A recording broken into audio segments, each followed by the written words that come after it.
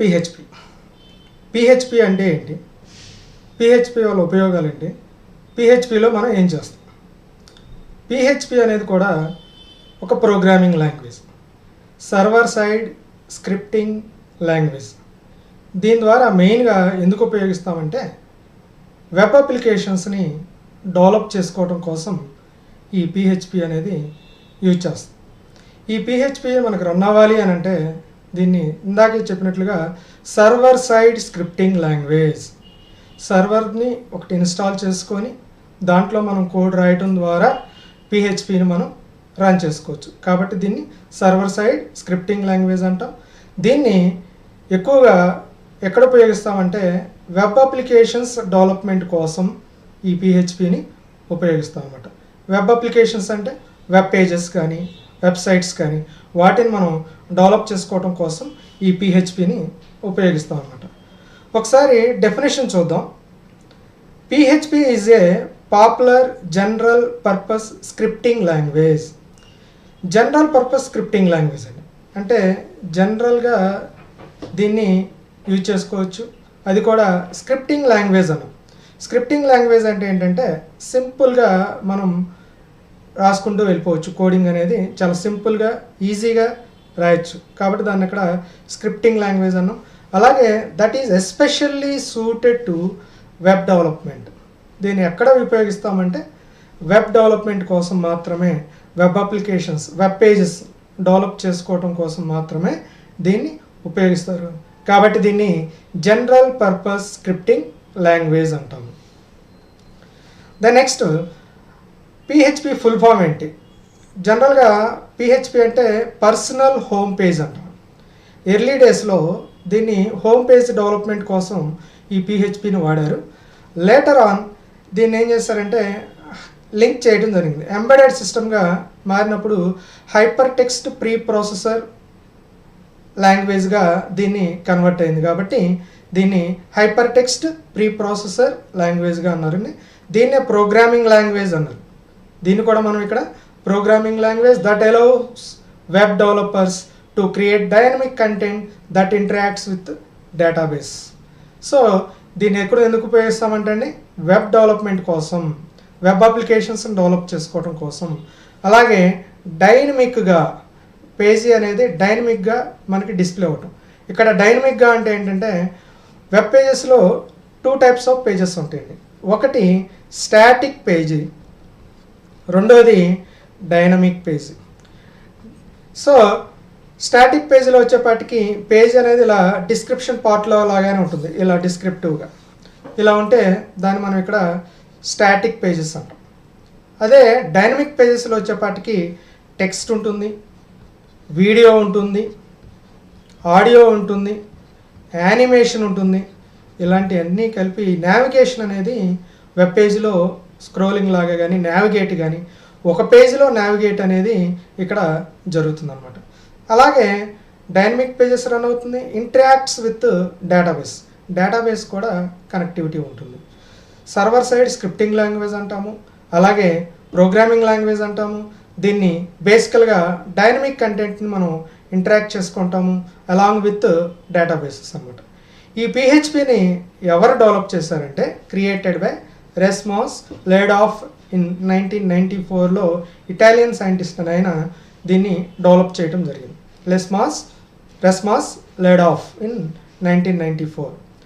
So PHP is basically used for developing web page applications.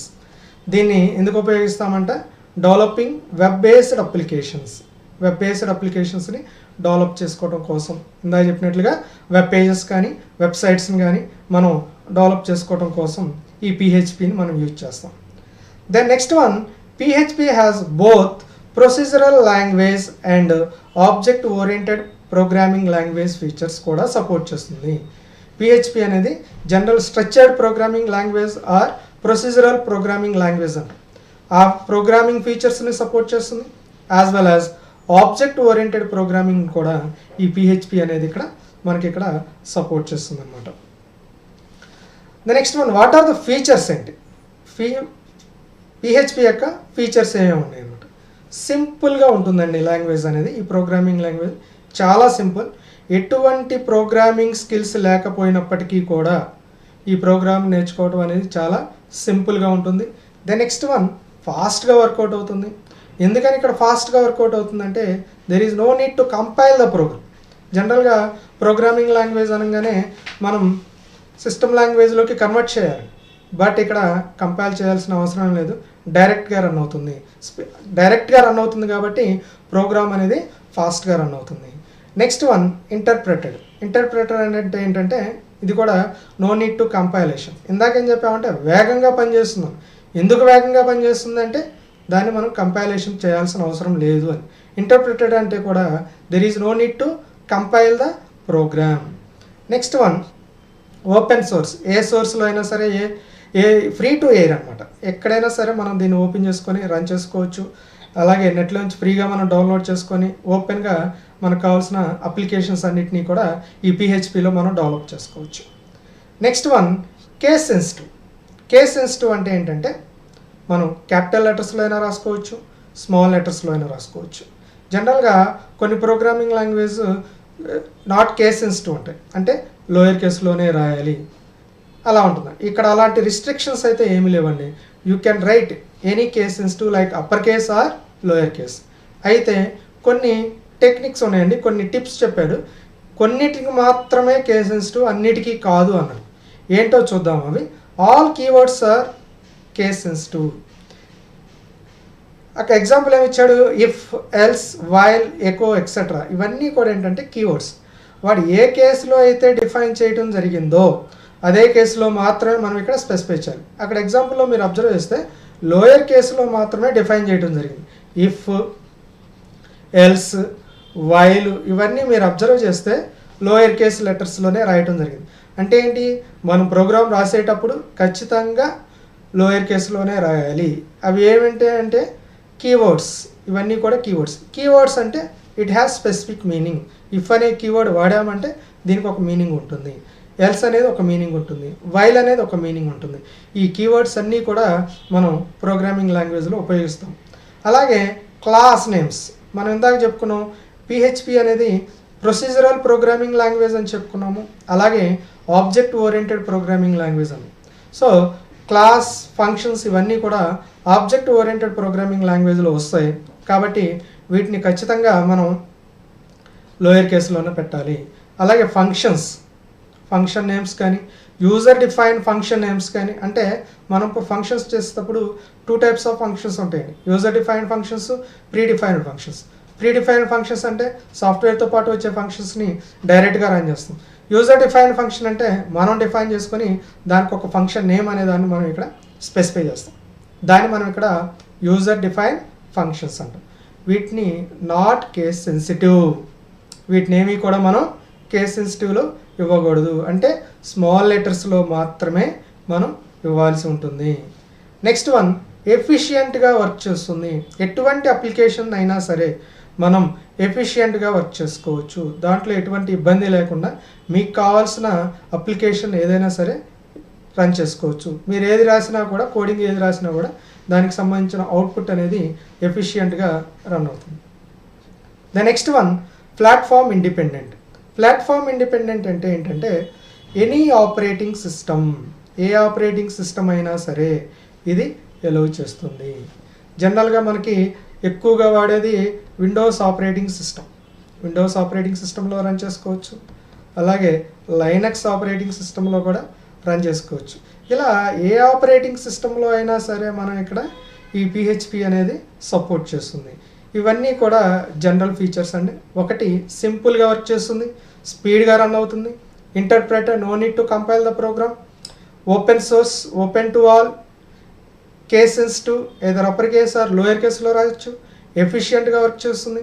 అలాగే platform independent. ఏ operating సిస్టంలో అయినా సరే మన పిహెచ్పి అప్లికేషన్ని సమర్థవంతంగా రన్ చేసుకోవచ్చు. Next one, what are the uses? ఏంటి దీనివల్ల ఉపయోగాలు ఏంటి, దీని యొక్క యూజెస్ ఏంటి? First one, it is used to create dynamic వెబ్సైట్ని కలర్ఫుల్గా డిజైన్ చేసుకోవచ్చు, డైనమిక్గా క్రియేట్ చేసుకోవచ్చు. అంటే వీడియోస్ పెట్టుకోవచ్చు, ఆడియో ఫైల్స్ పెట్టుకోవచ్చు, టెక్స్ట్ రాయొచ్చు. ఇలా మనకి ఎలా కావాలి అని అనుకుంటే అలా సింపుల్గా, ఈజీగా, ఎఫెక్టివ్గా, డైనమిక్గా మనం దీంట్లో పిహెచ్పిలో మనం డెవలప్ చేసుకోవచ్చు. So that is the main advantage అండి. డైనమిక్ అప్లికేషన్స్ అన్నింటినీ కూడా, వెబ్ అప్లికేషన్స్ అన్నింటినీ కూడా మనం ఇక్కడ రన్ చేసుకోవచ్చు. అలాగే you can use PHP today's date and time. మీరు అబ్జర్వ్ చేస్తే మనం జనరల్గా వెబ్సైట్లో రిజల్ట్ తీసుకుంటూ ఉంటాం. కృష్ణా యూనివర్సిటీ వెబ్సైట్లో మీరు రాసిన ఎగ్జామ్స్ యొక్క రిజల్ట్ని చూస్తూ ఉంటారు. ఆ రిజల్ట్ని కనుక మీరు అబ్జర్వ్ చేసుకున్నట్లయితే దాంట్లో పేపర్ మీద కనుక మనం ప్రింట్అవుట్ తీసుకున్నట్లయితే బాటంలో డేటు, ఏ డేట్ని తీసుకున్నారు, ఏ టైంని తీసుకున్నారు అనేది వస్తుంది అన్నమాట. అది క్యాలెండర్ కూడా ఇన్బిల్ట్ ఉంటుందండి. ఈ PHP supports inbuilt calendar for the month. So calendar అనేది ఇన్బిల్ట్ అనేది ఉండటం ద్వారా మీ సిస్టంలో ఏ డేటు టైం అయితే ఉందో ఆ టైము మీరు ఎప్పుడైతే ప్రింట్అవుట్ తీసుకున్నారో ఆ ప్రింట్ చేసుకునే టైము, డేట్ అనేది మీకు అక్కడ డిస్ప్లే అవుతుంది. కాబట్టి డేటు టైం కూడా ఆటోమేటిక్గా మీరు ఎప్పుడు వర్క్ చేస్తే అది అక్కడ ప్రింట్ అవుతుంది అన్నమాట. అలాగే నెక్స్ట్ వన్ వచ్చేసి యాడ్స్ కూడా దీన్ని ఉపయోగించుకోవచ్చు అండి. అడ్వర్టైజ్మెంట్ పర్పస్గా కూడా మనం దీన్ని వాడుకోవచ్చు. అంటే యాడ్స్ కూడా మీరు పోస్ట్ చేయొచ్చు. జనరల్గా మీరు అబ్జర్వ్ చేస్తూ ఉంటారు ప్రతి వెబ్సైట్లో, కొన్ని వెబ్సైట్స్లో, చాలా వరకు వెబ్సైట్స్లో యాడ్స్ వస్తూ ఉంటాయండి. అలాంటి యాడ్ బ్యానర్స్ని కూడా మనం ఇక్కడ డిజైన్ చేసుకోవచ్చు అండి పిహెచ్పిలో.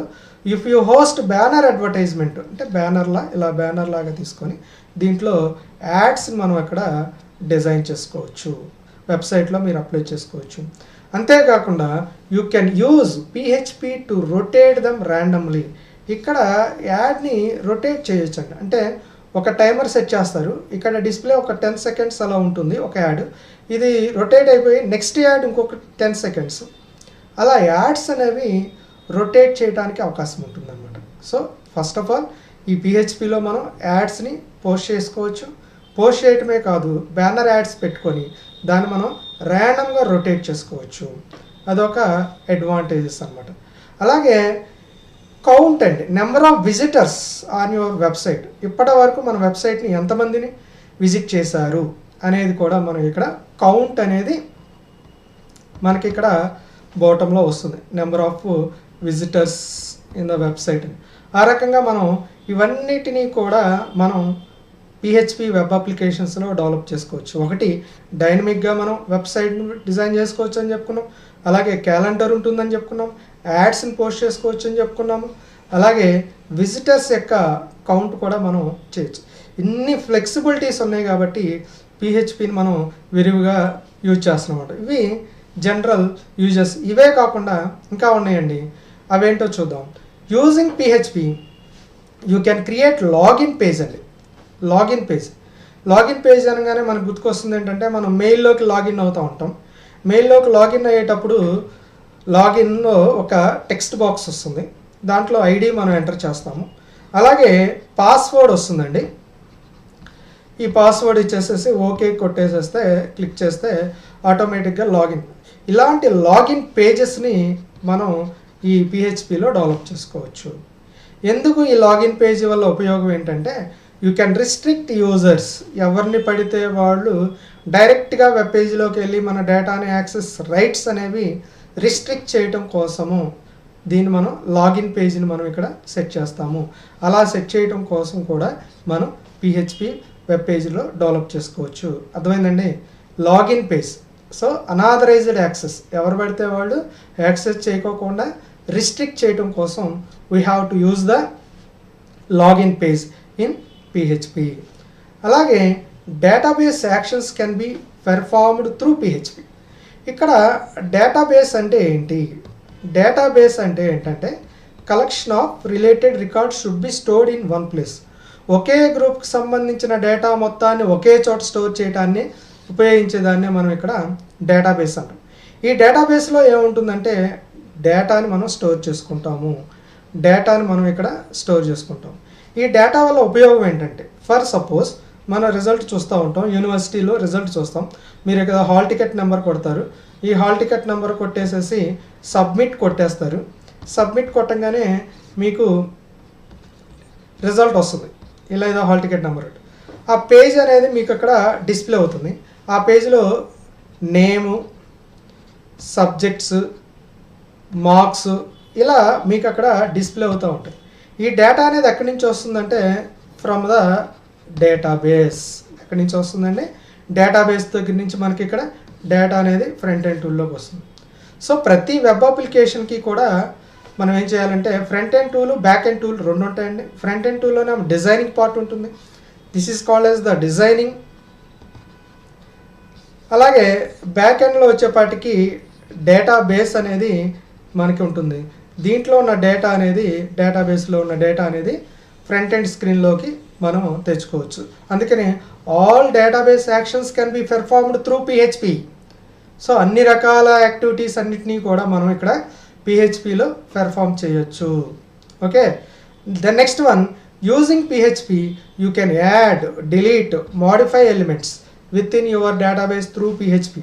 అలాగే ఇందాక మనం ఇక్కడ డేటాబేస్ అనేది చెప్పుకున్నాము. మన ఫ్రంట్ ఎండ్ స్క్రీన్లో డేటా ఉంది, రికార్డ్స్ ఉన్నాయి. ఈ రికార్డ్స్ ఇక్కడుండి మనం ఇక్కడ అప్డేట్ చేయొచ్చు. డేటా ఎంటర్ చేస్తాము, ఈ డేటా అనేది దీంట్లోకి వెళ్ళిపోయి స్టోర్ అవుతుంది. సో యూజింగ్ పిహెచ్పి ద్వారా, పిహెచ్పిని ఉపయోగించుకొని మనం you can adding the records, delete the records, modify the records through PHP. PHP ద్వారా మాత్రమే మనం అక్కడ ఇవన్నీ కూడా మనం చేయడానికి అవకాశం ఉంటుంది. సో ఇవన్నీ కూడా డిఫరెంట్ టైప్స్ ఆఫ్ యూజెస్ అనమాట. ఏమేం చెప్పానంటే లాగిన్ పేజీని కూడా చేయొచ్చు, డేటాబేస్ యాక్టివిటీస్ చేయొచ్చు, అలాగే డేటాబేస్ అప్లికేషన్, డేటాబేస్ యాక్షన్స్ అన్నిటినీ కూడా త్రూ పిహెచ్పిలో ఉండే మీరు కరెక్ట్ చేస్తే ఆటోమేటిక్గా డేటాబేస్లో అప్డేట్ అవుతుంది. డేటాబేస్లో ఏమవుతుందంటే అండి, అప్డేట్ అవుతుంది ఆటోమేటిక్గా. ఆ ఫ్లెక్సిబిలిటీ అనేది మనకి పిహెచ్పిలో ఉన్నాయి. కాబట్టి వీటిని మనం యూజెస్ ఆఫ్ పిహెచ్పి, ఇన్ని రకాల ఫీచర్స్, యూజ్ఫుల్స్ ఉన్నాయి కాబట్టి మనం వీటిని ఉపయోగిస్తాం. The next one, what are the advantages of PHP? PHP వల్ల ఉపయోగాలు ఏంటి? సో ఫస్ట్ వన్ చూడండి, ఈజీ టు లెర్న్. దీన్ని నేర్చుకోవడం చాలా సింపుల్ అండి. దీనికోసం మనం ఎటువంటి ప్రోగ్రామింగ్ స్కిల్స్ అక్కర్లేదంటండి. No more skills of programming. You have no more skills of programming. మనకి ఇంతకుముందు ఎటువంటి ప్రోగ్రామింగ్ స్కిల్స్ లేకపోయినప్పటికీ కూడా ఈజీగా మనం నేర్చుకోవచ్చు. So that is the main advantage. ఇప్పుడు జనరల్గా జావా రావాలి అనగానే అందరూ అంటారు సి వచ్చిందా, C++ వచ్చిందా అంటారు. ఎందుకు అంటారు? అవి వస్తే జావా అనేది మీకు ఈజీగా అర్థమవుతుంది కాబట్టి. అలా ఈ పిహెచ్పికి అలా ఏమీ లేదండి. There is no more programming స్కిల్స్తో సంబంధం లేకుండా you can learn the PHP coding అనమాట. So easy to learn, very first advantage. Then next one, familiarity with syntax. Syntax అంటే ఏంటి? ఒక కమాండ్ని మనం ఇలాగే వాడాలి అని చెప్పే ప్రొసీజర్ని మనం ఇక్కడ సింటాక్స్ అంటాం. ఒక సిస్టమాటిక్ వేలో మనం డిఫైన్ చేసి ఇది ఎలా ఎంటర్ చేయాలి అని చెప్పటాన్నే మనం ఇక్కడ సింటాక్స్ అంటాం. ఆ సింటాక్స్ అనేది చాలా ఫెమిలియర్గా, యూజర్ ఫ్రెండ్లీగా, ఈజీగా ఉంటుంది. దానికోసం అది గుర్తుపెట్టుకోలేనంత కష్టంగా అయితే ఉండదు. ఫెమిలియర్గా ఉంటుంది, సింపుల్గా ఉంటుంది, ఈజీగా రాయొచ్చు. ఇంకొక మేజర్ అడ్వాంటేజ్ ఏంటంటే ఫ్రీ ఆఫ్ కాస్ట్. జనరల్గా సాఫ్ట్వేర్స్ కొనుక్కోవాలంటే థౌజండ్స్ ఆఫ్ కాస్ట్ అవుతుందండి యూజువల్లీ. బట్ పిహెచ్పి వచ్చేపాటికి ఏంటంటే ఆ కాస్ట్ ఏం అవసరం లేదు. ఫ్రీ టు ఎయిర్, ఎవరైనా సరే మనం ఇంటర్నెట్లో నుంచి ఫ్రీగా మనం డౌన్లోడ్ చేసుకోవచ్చు. ఇక్కడ డౌన్లోడ్ చేసుకోవచ్చు అనమాట. So free of cost. దానికోసం మనం ఏం ఖర్చు చేయాల్సిన అవసరం లేదు. జనరల్గా ఏ ప్రోగ్రామింగ్ లాంగ్వేజెస్ అయినా, ఏ సాఫ్ట్వేర్స్ అయినా సరే ఖచ్చితంగా పెయిడ్ సాఫ్ట్వేర్స్ ఉంటాయి. బట్ హియర్ ఈ ఫ్రీ సాఫ్ట్వేర్ అనమాట. Then next one, user friendly. User friendly అంటే ఏంటి? చాలా ఫ్రెండ్లీగా ఉంటుందండి. దాని ఉదాహరణ విండోస్ ఆపరేటింగ్ సిస్టమ్. మనందరికీ తెలుసు Windows operating system. Windows operating system అనేది యూజర్ ఫ్రెండ్లీ ఆపరేటింగ్ సిస్టమ్ అంటాం. ఎందుకని యూజర్ ఫ్రెండ్లీ ఆపరేటింగ్ సిస్టమ్? దానికోసం మనం ఎటువంటి కమాండ్స్ గుర్తుపెట్టుకోవాల్సిన అవసరం లేదు. దానికోసం మనం ఏం బుక్స్ రిఫర్ చేయాల్సిన అవసరం లేదు. అన్నీ కూడా మనకు అక్కడ స్క్రీన్ మీదే ఉంటాయి. ఆ స్క్రీన్ మీద ఐకాన్స్ అలా ఉంటాయి. జస్ట్ మౌస్ పాయింటర్తో మనకు కావాల్సింది ఏదైతే ఉందో సెలెక్ట్ చేసుకొని యాక్టివిటీని పెర్ఫామ్ చేస్తాం. అంత ఫ్లెక్సిబుల్గా ఉంది కాబట్టి దాన్ని యూజర్ ఫ్రెండ్లీ ఆపరేటింగ్ సిస్టమ్ అంటాం. సిమిలర్లీ దీంట్లో కూడా పిహెచ్పి అనేది కూడా యూజర్ ఫ్రెండ్లీ ప్రోగ్రామింగ్ లాంగ్వేజ్. అలాగే it supports all of the databases. ఇందాక చెప్పినట్లుగా డేటాబేస్ అనేది మనకు నీడ్గా ఉంటుంది. ఆల్ డివిఎంఎస్ సాఫ్ట్వేర్స్ అంటే ఒరాకిల్ కావచ్చు, అలాగే ఎస్క్యూఎల్ కావచ్చు, మైఎస్క్యూఎల్, ఎస్క్యూఎల్ సర్వర్, ఇలా ఏ సాఫ్ట్వేర్ ఏ డేటాబేస్నైనా సరే మనం ఇక్కడ దీన్ని లింక్ చేసుకోవచ్చు. ఎందుకనంటే టూల్లో కంపల్సరీగా డేటాబేస్ అనేది కావాలి. So easy to support all leading database softwares. Next one, efficiency in performance. సమర్థవంతంగా పనిచేస్తుందండి. ఎటువంటి ప్రాబ్లం లేకోకుండా, ఎటువంటి క్యాలిక్యులేషన్స్ అయినా సరే, ఎటువంటి అప్లికేషన్స్ అయినా సరే ఎఫెక్టివ్గా ఇక్కడ సమర్థవంతంగా పనిచేస్తుంది. అలాగే ప్లాట్ఫామ్ ఇండిపెండెంట్. ఇందాక చెప్పినట్లుగా ఎనీ ఓఎస్ అంటే ఆపరేటింగ్ సిస్టమ్, ఏ ఆపరేటింగ్ సిస్టమ్ అయినా సరే ఇక్కడ సపోర్ట్ చేస్తుంది. ఇవన్నీ కూడా general advantages. Easy to learn, there is no more skills of programming, flexibility, సింటాక్స్లో ఫ్రీ ఆఫ్ కాస్ట్, యూజర్ ఫ్రెండ్లీగా ఉంటుంది, సపోర్ట్ ఆల్ ది డేటాబేసెస్, ఎఫిషియెంట్గా వర్క్ చేస్తుంది, అలాగే platform independent. Next, what are the disadvantages? అడ్వాంటేజెస్తో పాటు ప్రతిదానికి మెరిట్స్ డిమెరిట్స్ ఉన్నట్లుగానే ఇక్కడ కూడా మనకి ఇక్కడ డిసడ్వాంటేజెస్ అనేవి కూడా మనకు ఉన్నాయండి. ఏంటి ఆ డిసడ్వాంటేజెస్ ఏంటంటే పూర్ ఎర్రర్ హ్యాండిలింగ్. ఇక్కడ ప్రోగ్రాంలో ఎర్రర్ వచ్చింది అనుకోండి, ఎక్కడ ఎర్రర్ వచ్చింది ఏంటి అనేది మనమే సెట్ చేసుకొని డీబగ్ చేయాలి, ఎర్రర్ని ఐడెంటిఫై చేసుకోవాలి.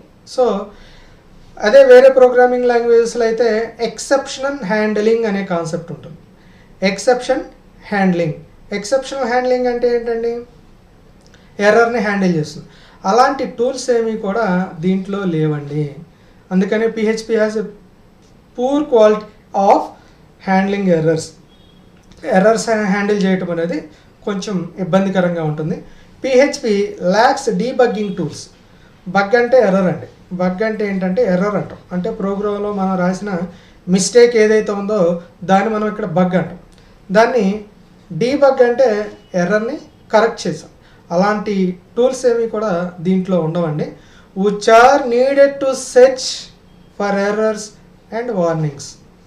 ఆ ఎర్రర్స్ ఎక్కడ వచ్చినాయి, వాటిని అన్నిటిని కూడా మనం వార్నింగ్స్ ఎక్కడ వచ్చినాయి అవన్నిటినీ కూడా సెర్చ్ చేసుకొని వాటిని కరెక్ట్ చేసి దెన్ ఎగ్జిక్యూట్ ద ప్రోగ్రామ్. ఇందాక మీకు చెప్పినట్లుగా కంపైలేషన్ లేదు అని అంటే మీనింగ్ ఏంటంటే సిస్టమ్ లాంగ్వేజ్లోకి కన్వర్ట్ చేయాల్సిన అవసరం లేదు అని అర్థం. కానీ వచ్చిన ఎర్రర్స్ని మాత్రం కరెక్ట్ చేయాలి. కరెక్ట్ చేయకపోతే అవుట్పుట్ అనేది రాదు. కొన్ని సందర్భాల్లో అవుట్పుట్ అనేది ప్రోగ్రామ్ సింటాక్స్ ఎర్రర్స్ ఏమి రావండి. ఇక్కడ డిఫరెంట్ టైప్స్ ఆఫ్ ఎర్రర్స్ ఉంటాయండి. ఒకటి ఏంటంటే సింటాక్స్ ఎర్రర్స్ అంటాం. సింటాక్స్ ఎర్రర్స్ అంటే మీరు స్పెల్లింగ్ మిస్టేక్స్ కావచ్చు, గ్రామటికల్ మిస్టేక్స్ కావచ్చు, అంటే లాంగ్వేజ్ పరంగా గ్రామటికల్ మిస్టేక్స్ కావచ్చు, వాటిని మనం ఇక్కడ సింటాక్స్ ఎర్రర్స్ అంటాం. సింటాక్స్ ఎర్రర్స్ కనుక ఏమీ లేకపోతే ప్రోగ్రామ్ అనేది మనం ఇక్కడ రన్ చేసుకోవచ్చు.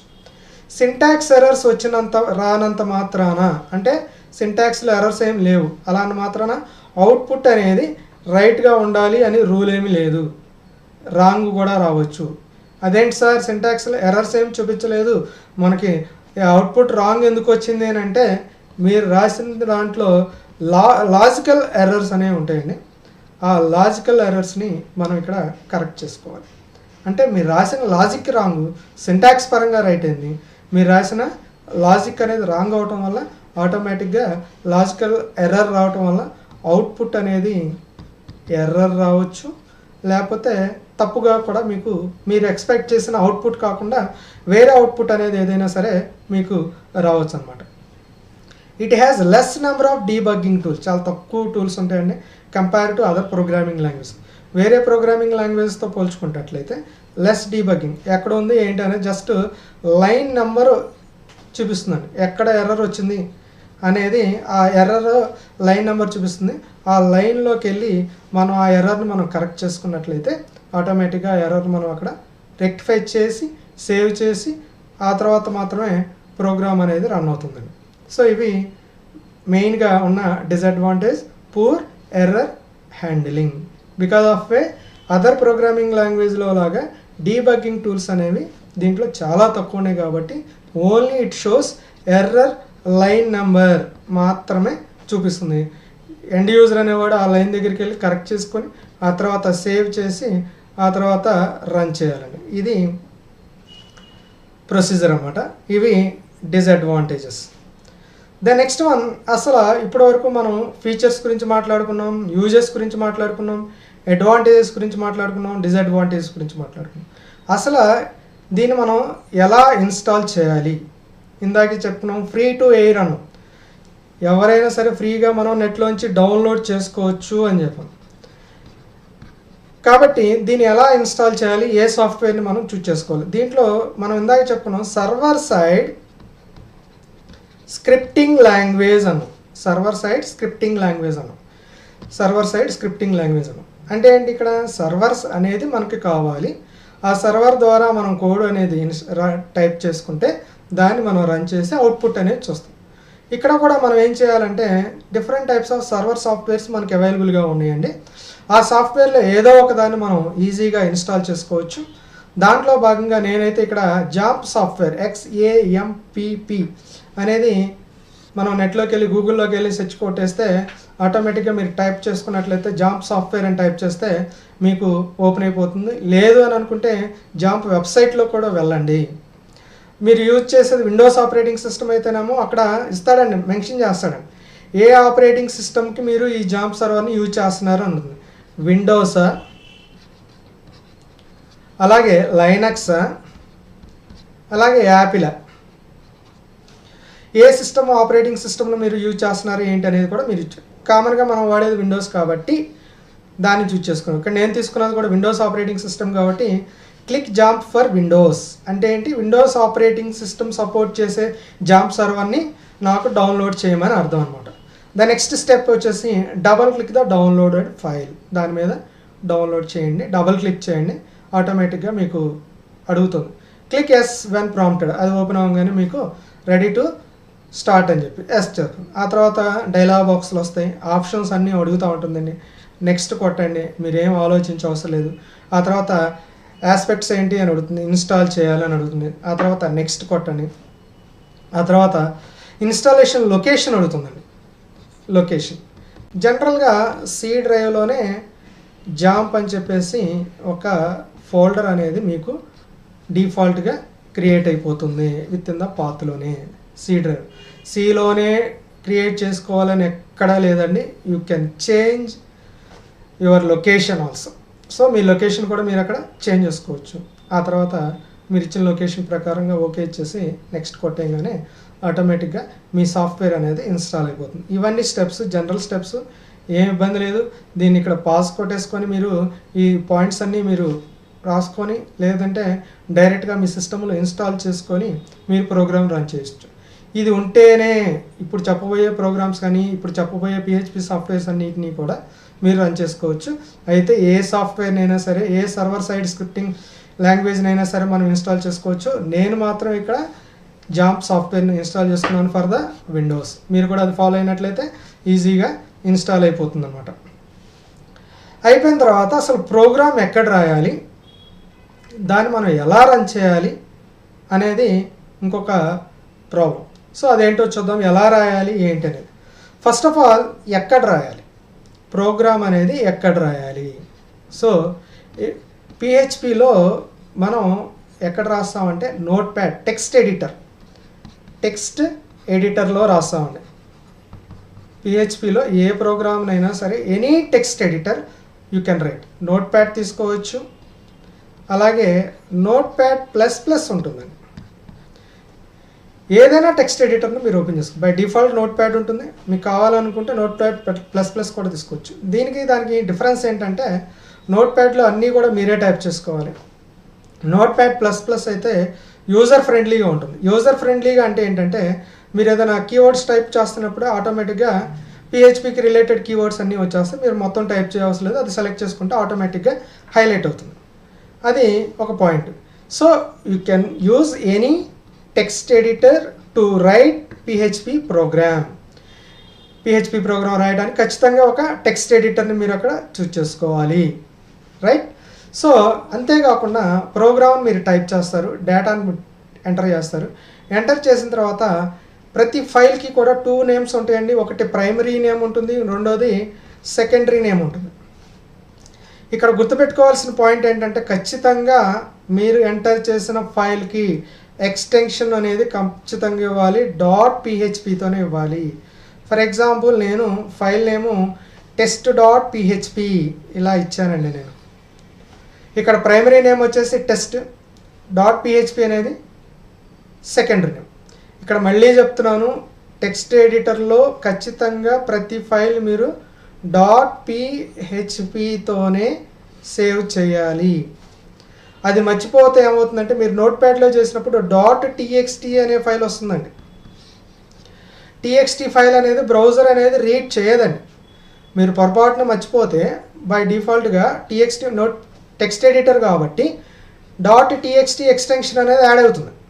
సో అలా యాడ్ అయిపోతే మీ బ్రౌజర్లో అది రన్ అవ్వదు. కాబట్టి ఇది రాంగు. ఖచ్చితంగా ప్రతి ప్రోగ్రామ్ని మీరు .phpలోనే రన్ చేయాలి. కొన్ని నోట్ప్యాడ్ టెక్స్ట్ ఎడిటర్లో మీరు .php అని ఇచ్చినా కూడా ఎక్స్టెన్షను అది టెక్స్ట్ ఫైల్గానే ట్రీట్ చేసుకొని ప్రోగ్రామ్ రన్ కాదు. ఆ పాయింట్ని కనుక మీరు అందరూ గుర్తుపెట్టుకోగలిగితే సరిపోతుంది. అలా రన్ కానప్పుడు మనం ఏం చేయాలని చెప్పానంటే Notepad++ని డౌన్లోడ్ చేసుకోండి. ఇది కూడా ఫ్రీ సాఫ్ట్వేరే. దీన్ని డౌన్లోడ్ చేసుకుంటే కింద ఫైల్ టైప్ అని వస్తుంది. ఆ ఫైల్ టైప్లో మీరు .phpని కనుక సెలెక్ట్ చేసుకున్నట్లయితే ఖచ్చితంగా అది PHP ఫైల్గా క్రియేట్ అవుతుంది. వన్స్ క్రియేట్ అయిన తర్వాత మాత్రమే మన ఫైల్ అనేది బ్రౌజర్లో రన్ అవుతుంది, రైట్.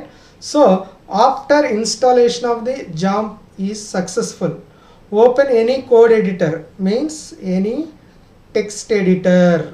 ఏం చేయాలంటండి, you can use any text editor. Write the PHP code in the code editor, your choice. నీకు ఎలా కావాలి అని అనుకుంటే అలా రాసుకోవచ్చు.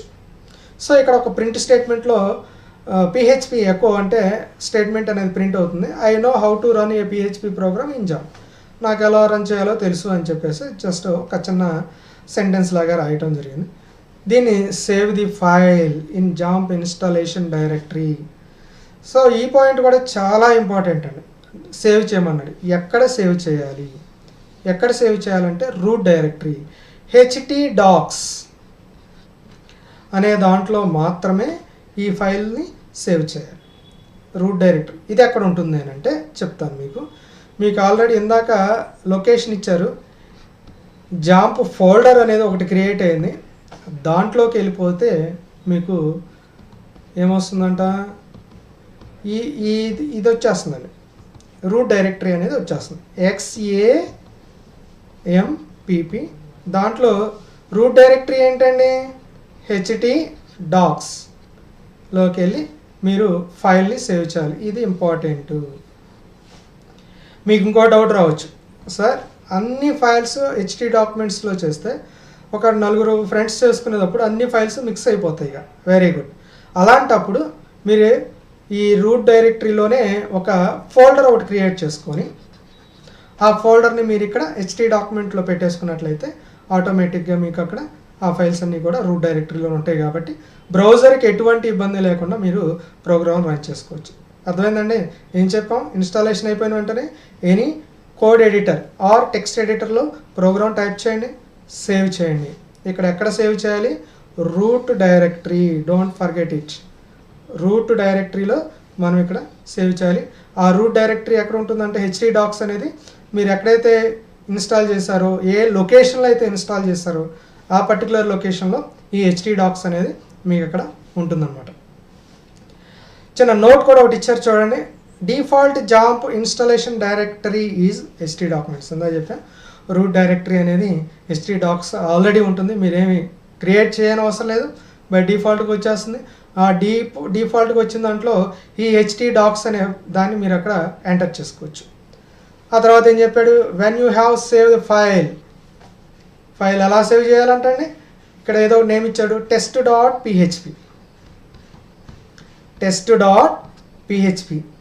అని ఒక ఎగ్జాంపుల్గా ఇచ్చాం. మీరు ఏదైనా వ్యాలిడ్ నేమ్ ఏదైనా అవ్వచ్చు. End with .php is the mandatory. ఈ రకంగా మీరు ఖచ్చితంగా మీరు ఒక ఫైల్ని .phpతోనే సేవ్ చేయాలి. ఇక్కడ వరకు ఫైల్ సేవ్ చేయడం అయిపోయింది. దెన్ ఏం చేయాలి, బ్రౌజర్లోకి వెళ్ళి మీరు రన్ చేయాలన్నమాట. బ్రౌజర్లోకి వెళ్ళటానికన్నా ముందు కూడా జాంప్ యొక్క కంట్రోల్ ప్యానల్ ఉంటుందండి. కంట్రోల్ ప్యానల్ ఓపెన్ చేసుకోవాలండి.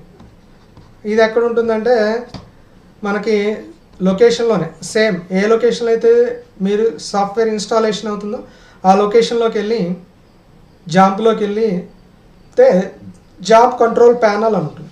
దాని మీద డబల్ క్లిక్ చేస్తే ఒక కంట్రోల్ ప్యానల్ అనేది వస్తుంది. ఆ కంట్రోల్ ప్యానల్లో మీరు అపాచీ సర్వర్ ఉంటుంది. ఒక కంట్రోల్ ప్యానల్ ఇలా వస్తుందండి. దాంట్లో అపాచీ అనే సర్వర్ ఉంటుంది. ఇక్కడ స్టాప్ అని ఉంటుంది, దీన్ని స్టార్ట్ చేయాలి. ఎస్క్యూఎల్ MySQL అని ఉంటుంది. ఇది కూడా స్టాప్ మోడ్లో ఉంటాయండి. ఈ రెండు మీకు ప్రోగ్రామ్ రన్ అవ్వాలంటే ఖచ్చితంగా కంట్రోల్ ప్యానల్లోకి వెళ్ళి దీన్ని స్టార్ట్ చేయాలి. దాని మీద క్లిక్ చేస్తే ఈ స్టాప్ పోయి స్టార్ట్ వస్తుంది. ఇక్కడ కూడా స్టార్ట్ పోయి స్టార్ట్ వచ్చేస్తుంది. అంటే ఏంటి, ready to run the program అని అర్థం. సో దీన్ని ఇక్కడ కంట్రోల్ ప్యానల్ని మినిమైజ్ చేయండి. మినిమైజ్ చేసిన తర్వాత దెన్ ఓపెన్ ఎనీ బ్రౌజర్, ఏ బ్రౌజర్లోకైనా వెళ్ళండి. ఏ బ్రౌజర్లో అయినా వెళ్ళిన తర్వాత అక్కడ ఏం చెప్పాడు, /localhost/ మీరు ఇచ్చిన ఫైల్ నేమ్ ఏమి ఇచ్చామండి, test.php. test.php అదే కదా ఇచ్చింది. మీరు ఏదో పేరు నేమ్ ఇచ్చారనుకోండి, abc.php ఇచ్చారనుకోండి, abc.php అవ్వచ్చు. In the address bar and press enter, you will get output. So మీకు అవుట్పుట్ వస్తుంది. అర్థమైందండి. ఖచ్చితంగా ఇన్స్టాలేషన్ చేయండి. .phpతో సేవ్ చేయండి ఫైలు, మర్చిపోవద్దు. అలాగే కంట్రోల్ ప్యానల్ ఓపెన్ చేయాలి. ఈ పాయింట్ గుర్తుపెట్టుకోండి. కంట్రోల్ ప్యానల్ ఓపెన్ చేసుకొని దాన్ని స్టార్ట్ చేసి ఆ తర్వాత బ్రౌజర్లో అడ్రస్ బార్లో మనం ఇక్కడ ఎంటర్ చేయాలండి. అప్పుడు you will get the output. ఇది ఏ ప్రోగ్రామ్ అయినా సరే, PHPలో ఏ ప్రోగ్రామ్ అయినా సరే మనం ఇలాగే సేవ్ చేయాలి, ఇలాగే రన్ చేయాలి, ఏ ప్రోగ్రామ్నైనా సరే. కాబట్టి ఈ 2 స్లైడ్స్ జాగ్రత్తగా చూసుకోండి. ఎలా ఇన్స్టాలేషన్ చేయాలి, అలాగే సాఫ్ట్వేర్ ఎలా ఇన్స్టాల్ చేయాలో చెప్పాము, అలాగే ఎలా రన్ చేయాలో చెప్పాము, అలాగే ప్రోగ్రామ్ సేవ్ చేసి ఎలా అవుట్పుట్ చూసుకోవాలో కూడా చెప్పాం.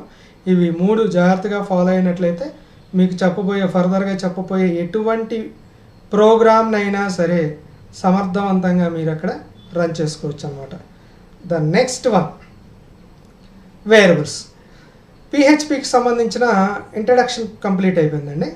ఇప్పుడు వచ్చేసి PHPలో మనం ప్రోగ్రామ్స్ రాయాలి అని అంటే ఏమేమి అవసరం అవుతాయి, వాటికి సంబంధించిన వాటిలో ఫస్ట్ వన్ వచ్చేసి వేరియబుల్స్. వేరియబుల్ అంటే ఏంటి, an identifier of memory location. Memory లొకేషన్ని ఐడెంటిఫై చేస్తుంది. ఇది వేరియబుల్ అవుతుంది, ఇది వాల్యూ అవుతుంది, ఇది వేరియబుల్ అవుతుంది. మనం ఏం చేస్తామంటే a = 10 అంటామండి. ఇక్కడ a అనేది ఏంటండి, వేరియబుల్. 10 అనేది ఏంటండి, వాల్యూ. సో ఇక్కడ a అనే వేరియబుల్లో 10 అనే వాల్యూని మనం ఇక్కడ ఎంటర్ చేస్తాం అన్నమాట. సో మెమరీలో ఈ వాల్యూని ఐడెంటిఫై చేస్తుంది, ఏ లొకేషన్లో ఉంది ఏంటి అనేది ఐడెంటిఫై చేస్తుంది. an identifier of memory location whose value can be changed during program execution are called variables. ఈ వేరియబుల్స్ అనే యొక్క మెయిన్ డెఫినేషన్ ఏంటంటే, మనం ప్రోగ్రాంలో రాసేటప్పుడేమో ABC ఇలా రాస్తాం. ఫర్ ఎగ్జాంపుల్ మీకు ఒక చిన్న ఉదాహరణ చెప్తాను. a = 10, a అనే వేరియబుల్లో 10 అనేది ఇచ్చారు. b = 20, b అనే వేరియబుల్లో 20 అనే వాల్యూ ఇచ్చారు. c = a + b, c = a + b, $a $b. Dollar ఎందుకు వాడుతున్నాం అంటే PHPలో ఏ వేరియబుల్ ముందైనా సరే ఖచ్చితంగా $సైన్తోనే ఇవ్వాలి. ఇక్కడ చూడండి, ఏలోనేమో 10 డిఫైన్ చేశాను, ఏ అనేది వేరియబుల్, దాని యొక్క వాల్యూ 10. బీలోకేమో 20 డిఫైన్ చేశాను, సిలో వచ్చేపాటికి $A ప్లస్ $B అన్నాం. ఇక్కడ లాస్ట్ ఈ పాయింట్ ఇది అబ్జర్వ్ చేయండి. Value can be changed during program execution. So దీంట్లో ప్రోగ్రామ్ రన్ అయ్యేటప్పుడు ఏమవుతుంది, ఏ బదులుగా ఏలో ఉన్న వాల్యూ ప్లస్ బి బదులుగా బిలో ఉన్న వాల్యూ ఎగ్జిక్యూట్ అవుతుంది. అంటే అక్కడ వేరియబుల్ బదులుగా వేరియబుల్లో ఉన్న వాల్యూ అనేది రన్ అవుతుంది. కాబట్టి పిహెచ్పిలో ఖచ్చితంగా వేరియబుల్స్ గురించి మనకి తెలిస్తే వేరియబుల్ డిక్లరేషన్ లేకుండా మనం ఎటువంటి ప్రోగ్రామ్ చేయలేం. కాబట్టి ఖచ్చితంగా తెలవాలి. And identifier of memory location whose value can be changed during program execution are called variables. Program memory లొకేషన్లో ఐడెంటిఫై చేస్తుంది. అలాగే మీరు రాసిన వాల్యూని రన్ టైంలో వేరియబుల్ బదులుగా వేరియబుల్లో ఉన్న వాల్యూని ఇక్కడ రన్ చేస్తుంది అన్నమాట. అయితే వేరియబుల్స్ని మనం ఎలా క్రియేట్ చేసుకోవాలి? Creating or declaring PHP variables. వేరియబుల్స్ని మనం ఎలా డిక్లేర్ చేయాలి, ఎలా క్రియేట్ చేసుకోవాలి? In PHP a variable starts with $. ఇందాకే చెప్పా, ప్రతి వేరియబుల్కి ముందు ఖచ్చితంగా $తో మాత్రమే స్టార్ట్ చేయాలి. Followed by the name of the variable. Followed by the name of the variable. ఇక్కడ నేను తీసుకున్న ఎగ్జాంపుల్ $తో స్టార్ట్ చేశాను, ఏతో ఎండ్ చేశాను, అది వేరియబుల్ అనమాట. అక్కడ ఎగ్జాంపుల్ చూద్దాము. పిహెచ్పిని మనం ఎలా స్టార్ట్ చేస్తామంటే ఇలా యాంగులర్ బ్రేసెస్ క్వశ్చన్ మార్క్తోనే పిహెచ్పి లైన్ స్టార్ట్ చేయాలి.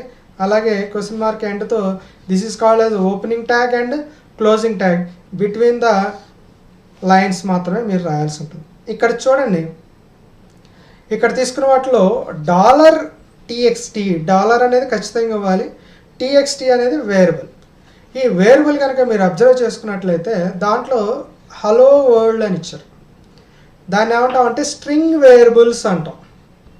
దాన్ని ఏమంటామండి, స్ట్రింగ్ వేరియబుల్స్ అంటాం. స్ట్రింగ్ అంటే ఏంటంటే గ్రూప్ ఆఫ్ క్యారెక్టర్స్.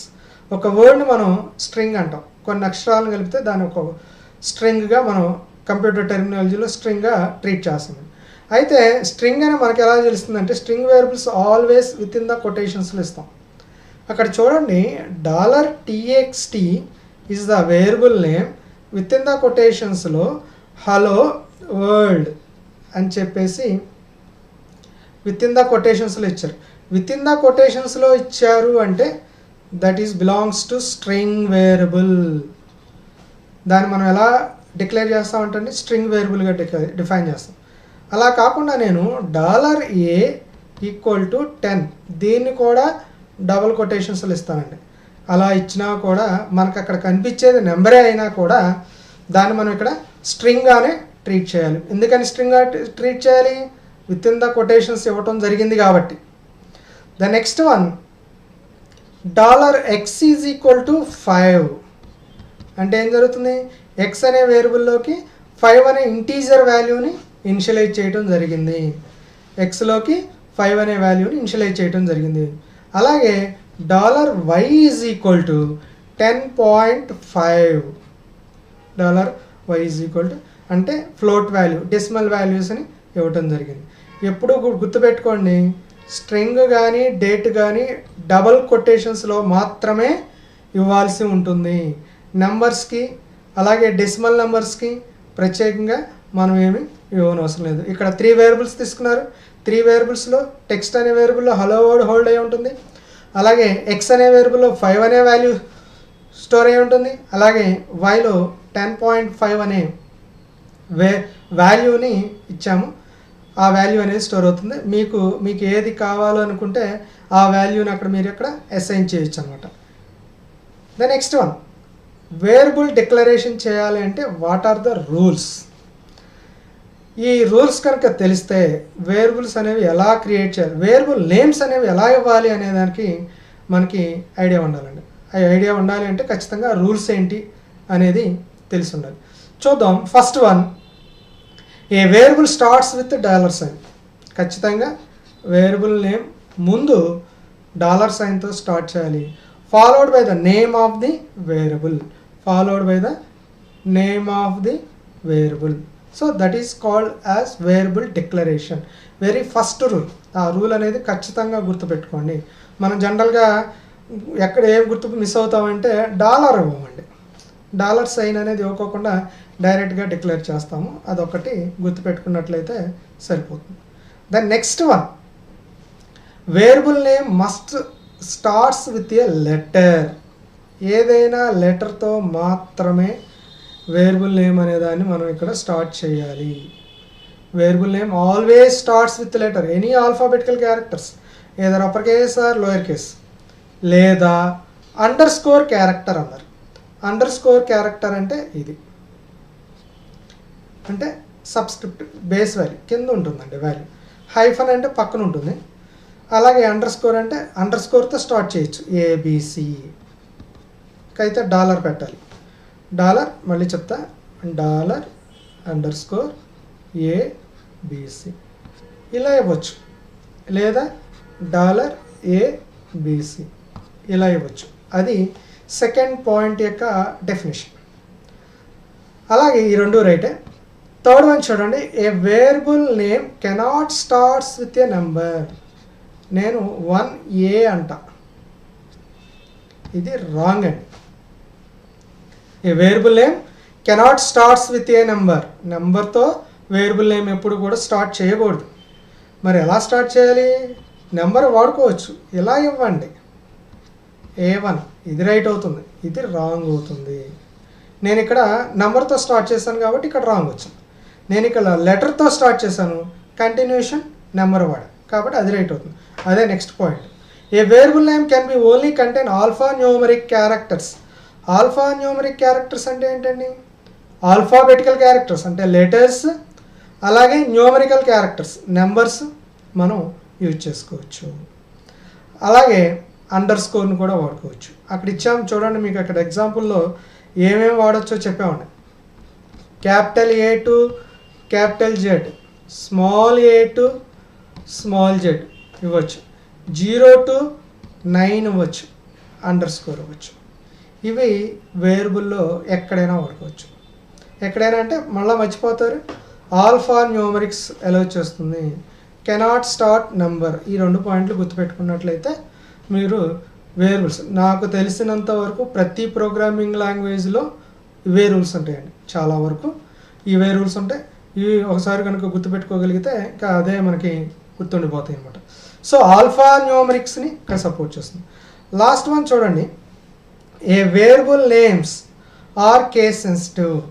ఇందాక చెప్పుకున్నాం, అప్పర్ కేసులో అయినా రాయొచ్చు, లోయర్ కేసులో అయినా రాయొచ్చు. ఇక్కడ చూడండి, మీకు అబ్జర్వ్ చేయండి, ఏజ్ అనేది లోయర్ కేసులో రాశారు. ఇలా కూడా క్యాపిటల్ లెటర్స్లో కూడా రాశారనమాట. ఇది రైటే, ఇది రైటే, కాకపోతే ఇది వేరు, ఇది వేరు. దీనికి ఒక వాల్యూని డిఫైన్ చేసుకోవచ్చు, దీనికి ఒక వాల్యూని డిఫైన్ చేసుకోవచ్చు. అదే చెప్పాడు, variable names are case sensitive. Age capital స్మాల్లో రాసాం, ఆర్ 2 డిఫరెంట్ వేరియబుల్స్. మనకి 2 ఒకటే మీనింగ్ తెలుస్తుంది, ఏజ్ అంటే ఏజ్ అని. కానీ ఇక్కడ వచ్చేపాటికి 2 డిఫరెంట్ వేరియబుల్స్ అవి. ఎందుకని 2 డిఫరెంట్ వేరియబుల్స్ అవుతుంది? ఒకటి లోయర్ కేసులో రాసాము, రెండోది అప్పర్ కేసులో రాసాం కాబట్టి both are 2 different variables. So ఇవి జనరల్ రూల్స్ అండి. ఒకసారి రిమైండ్ చేస్తాను. ఖచ్చితంగా starts with $sign followed by the variable name. ఖచ్చితంగా starts with a letter or underscore. Cannot starts with a number. Alpha న్యూమరిక్స్ని అలౌ చేస్తుంది. ఏమేమి అలౌ చేస్తుంది ఏంటి అనేది ఇక్కడ ఇచ్చాం. అలాగే variables are case sensitive, either lower case or upper కేసులో రాసిన 2 డిఫరెంట్ వేరియబుల్స్గా ఇక్కడ ట్రీట్ చేస్తుంది according to this example. So these are the rules for variables అన్నమాట. నెక్స్ట్ వన్, ఈ వేరియబుల్ యొక్క స్కోప్ ఆఫ్ PHP వేరియబుల్స్. ఈ వేరియబుల్స్ని మనం ఎక్కడ డిక్లేర్ చేయాలి, ఎలా డిక్లేర్ చేయాలి, ఎక్కడ ఎగ్జిక్యూట్ చేయాలి ఏంటి అనేది ఇప్పుడు చూద్దాం. PHP has 3 different variable locations. PHP వచ్చేపాటికి 3 లొకేషన్స్లో వేరియబుల్స్ని డిక్లేర్ చేసుకోవచ్చు. సో ఏంటా లొకేషన్స్ అంటే, ఒకటి లోకల్ వేరియబుల్, రెండోది గ్లోబల్ వేరియబుల్, మూడోది స్టాటిక్ వేరియబుల్. ఈ 3 కూడా 3 డిఫరెంట్ వేరియబుల్స్ అన్ని ఒక్కొక్క వేరియబుల్ లొకేషన్ని ఇప్పుడు ఒక్కొక్క పాయింట్లో విత్ ఎగ్జాంపుల్తో సహా చూద్దాము. లోకల్ స్కోప్, లోకల్ వేరియబుల్ పేరులోనే ఉందండి. విత్ ఇన్ ద బ్లాక్లో మాత్రమే డిక్లేర్ చేసుకొని రన్ చేసుకునే వేరియబుల్స్ ఏవైతే ఉంటాయో వాటిని మనం ఇక్కడ లోకల్ స్కోప్ ఆఫ్ వేరియబుల్స్ అంటాం. ఆ వేరియబుల్స్ని మనం లోకల్లో డిక్లేర్ చేస్తే లోకల్లో మాత్రమే రన్ అవుతుంది, అంటే విత్ ఇన్ ద బ్లాక్లో మాత్రమే రన్ అయితే దాన్ని మనం ఇక్కడ లోకల్ స్కోప్ ఆఫ్ వేరియబుల్ అంటాం. చూడండి ఒకసారి definition. A variable declared with in a function has A local scope. With in a function లోపల, ఇది ఫంక్షన్ అనుకోండి, ఫంక్షన్ లోపల డిక్లేర్ చేస్తే దాన్ని మనం ఇక్కడ local variable or local scope variables అంటాం. It can be accessed within that function, only ఈ ఫంక్షన్లో మాత్రమే రన్ అవుతుంది, అవుట్ సైడ్ ఫంక్షన్ అనేది రన్ కాదు. That is the basic definition of the local scope. Clear? Now look at this example. PHP start చేసాం. Function ఎప్పుడు కూడా function అనే కీవర్డ్తో స్టార్ట్ చేయాలి. అక్కడ ఇచ్చిన ఫంక్షన్ నేమ్ ఏంటంటే మై టెస్ట్ ఆఫ్ అనే ఫంక్షన్ నేమ్ అనేది ఇవ్వటం జరిగింది. దాంట్లో ఒక వేరియబుల్ డిక్లేర్ చేశాడండి ఫంక్షన్ లోపల.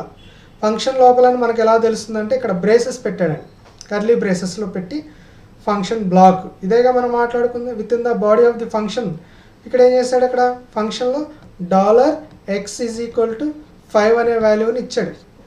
దానికి లోకల్ స్కోప్ అంటాం, లోకల్గా డిక్లేర్ చేశాడు. ఆ తర్వాత ఎకోలో ఒక అవుట్పుట్ స్టేట్మెంట్ అండి. ఎకో అనేది ఏంటంటే అవుట్పుట్, ప్రింట్ అంటే మన స్క్రీన్ మీద అవుట్పుట్ ఎలా వస్తుందో ఎకో రాసినా కూడా మీకు అవుట్పుట్ వస్తుంది. ఏం అవుట్పుట్ వస్తుంది? ఇతన్న పారాగ్రాఫ్ ట్యాగ్ ఒకటి రాశారు, variable X inside function is X value అంతా 5 అనేది ప్రింట్ అవుతుంది. అర్థమైందండి?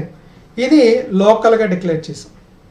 నేనేం చేస్తాను, డిక్లరేషన్ లోకల్ స్కోప్లో డిక్లేర్ చేశాను.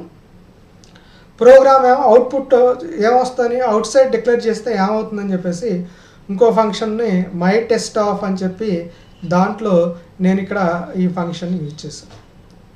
అప్పుడు ఏమవుతుందండి, function will generate an error. Function will generate an error because of a outside the function. ఇది ఇక్కడ నేను డిక్లేర్ చేశా కాబట్టి ఎర్రర్ అనేది జనరేట్ అవుతుంది. అంటే ఏంటంటే meaning, local scope with in the ఫంక్షన్లో మాత్రమే ఇది రన్ అవుతుంది కాబట్టి దీన్ని మనం ఇక్కడ లోకల్ స్కోప్ వేరియబుల్ అంటాం. ఖచ్చితంగా మనం దీన్ని లోకల్ వేరియబుల్గానే విత్ ఇన్ ద ఫంక్షన్లో లోకల్గా మాత్రమే మనం దీన్ని డిక్లేర్ చేయాల్సి ఉంటుంది. దీన్నే మనం ఇక్కడ లోకల్ స్కోప్ ఆఫ్ వేరియబుల్ అంటాం. అవుట్ సైడ్ కనుక డిక్లేర్ చేస్తే ఖచ్చితంగా output will be generate an error. ఎందుకని? Outside the function will generate. Outside ఫంక్షన్లో కనుక మీరు వాడితే అప్పుడు ఆటోమేటిక్గా మీకు అవుట్పుట్ అనేది ఎర్రర్గా జనరేట్ అవుతుంది. సో విత్ ఇన్ ద ఫంక్షన్లో మాత్రమే దీన్ని రన్ చేస్తే దాన్ని మనం ఇక్కడ లోకల్ స్కోప్ ఆఫ్ వేరియబుల్స్ అంటాం. Right? Then next one global scope. Global అంటే అవుట్ సైడ్ డిక్లేర్ చేసుకుంటాం. ఓన్లీ అవుట్ సైడ్ మాత్రమే ఇది రన్ అవుతుంది. చాలా సింపుల్ అండి. ఇందాకేమో లోకల్లో డిక్లేర్ చేసాము, local with in the body ఫంక్షన్లోనే రన్ అవుతుంది కాబట్టి దాన్ని లోకల్ ఫంక్షన్ అను. ఇప్పుడు వచ్చేసి గ్లోబల్ స్కోప్ అను. గ్లోబల్ స్కోప్ అంటే అవుట్ సైడ్ మాత్రమే డిక్లేర్ చేస్తాం, అవుట్ సైడ్ మాత్రమే యాక్సెస్ అవుతుంది. So that is the difference. Now we have to discuss about our definition. A variable declared outside a function has a global scope. Outside ఫంక్షన్గా మనం declare చేస్తే దాన్ని మనం global scope అంటాం. Can only B accessed out side a function. ఎక్కడ access చేస్తామంటండి? Out side మాత్రమే మనం ఇక్కడ యాక్సెస్ చేస్తామంటండి. నా దీనికి ఎగ్జాంపుల్ కూడా చూద్దాం. పిహెచ్పి స్టార్ట్ చేసాం. ప్రతి open tag ending tag is mandatory అండి. Every program should be starts with PHP tag. అలాగే క్వశ్చన్ మార్క్ దీంతో ఎండ్ చేయాలండి. With in the program body దాంట్లోనే మనం రాయాల్సి ఉంటుంది అనమాట. రైట్? నా ఒక వేరియబుల్ డిక్లరేషన్ చేశాడు, x = 5. దాన్ని ఏమన్నాడంటే గ్లోబల్ స్కోప్. ఇలా రాశారు అంటే ఏంటంటే అండి అది కామెంట్ లైన్ అనమాట. ఇది అన్ఎక్స్క్యూటబుల్ లైన్. ఆ లైన్లు ఏమి ఎగ్జిక్యూట్ కావు. కాకపోతే అక్కడ ఎందుకు రాసామనేది చెప్పడం కోసం జనరల్గా నోట్ అంటాం కదా, జస్ట్ రెఫరెన్స్ కోసం అలా ఇస్తాం అనమాట. ఇది మీరు ప్రోగ్రాంలో రాయాల్సిన అవసరం కూడా లేదు, డైరెక్ట్గా మనకి రన్ అయిపోతుంది. అది రాస్తే ఏంటంటే అది ఎందుకు రాసాము అనేది తెలవడం కోసం మాత్రమే ఈ గ్లోబల్ ఇది వాడామన్నమాట నేను. సో చూడండి, ఇక్కడ నేను ఒక వేరియబుల్ని ఎక్స్ అనే వేరియబుల్ని ఇచ్చానండి 5గా, దాన్ని గ్లోబల్గా డిక్లేర్ చేశాను. ఇప్పుడు ఒక ఫంక్షన్ బాడీలో రన్ చేయాలని ట్రై చేస్తాం. చూడండి, ఇన్సైడ్ ఫంక్షన్లో వాడా ఫంక్షన్ మై టెస్ట్ ఆఫ్ అని చెప్పేసి using X inside this function will generate an error. Function బాడీలో కనుక ఒక వాడితే ఏం జరుగుతుందంటే అండి, ఎర్రర్ జనరేట్ అవుతుంది. నువ్వేమో అవుట్ సైడ్ డిక్లేర్ చేసావు కాబట్టి అవుట్ సైడే వాడుకోవాలి, ఇందాక ఇన్సైడ్ డిక్లేర్ చేసావు కాబట్టి విత్ ఇన్ ద బాడీలోనే యూజ్ చేసుకోవాలి. So that is the differences between global scope of variable and local scope of variable. నా చూడండి, ఇక్కడ ఇన్సైడ్ ఆఫ్ ది ఫంక్షన్లో యూజ్ చేస్తే ఇట్ జనరేట్ అండ్ ఎర్రర్ వస్తుంది. అది అవుట్ సైడ్ డిక్లేర్ చేస్తే a variable x outside function డైరెక్ట్గా ఇది మీకు అవుట్పుట్ స్క్రీన్ అనేది వస్తుంది. అర్థమైందండి? ఓన్లీ వన్ డెఫినేషన్ ఏంటంటే లోకల్ స్కోప్లో విత్ ఇన్ ద బాడీలో మాత్రమే డిక్లేర్ చేసాము, గుర్తుపెట్టుకోండి. అది కూడా విత్ ఇన్ ద బ్లాక్లో మాత్రమే రన్ అవుతుంది. అదే గ్లోబల్ వేరియబుల్లో వచ్చేపాటికి అవుట్ సైడ్ డిక్లేర్ చేశాను, అవుట్ సైడే రన్ అవుతుంది. సో అవుట్ సైడే డిక్లేర్ చేశాను, అవుట్ సైడే రన్ అవుతుంది. సో ఖచ్చితంగా ఆ పాయింట్ అనేది మీరు అక్కడ గుర్తుపెట్టుకుంటే సింపుల్. లోకల్ స్కోప్లో డిక్లేర్ చేస్తే విత్ ఇన్ ద ఫంక్షన్లో రన్ అవుతుంది, అవుట్ సైడ్ రన్ చేస్తే ఎర్రర్ వస్తుంది. అదే మనం గ్లోబల్లో డిక్లేర్ చేస్తే అవుట్ సైడే రన్ చేస్తాము, లోకల్లో ఎర్రర్ వస్తుంది. రైట్, దెన్ నెక్స్ట్ వన్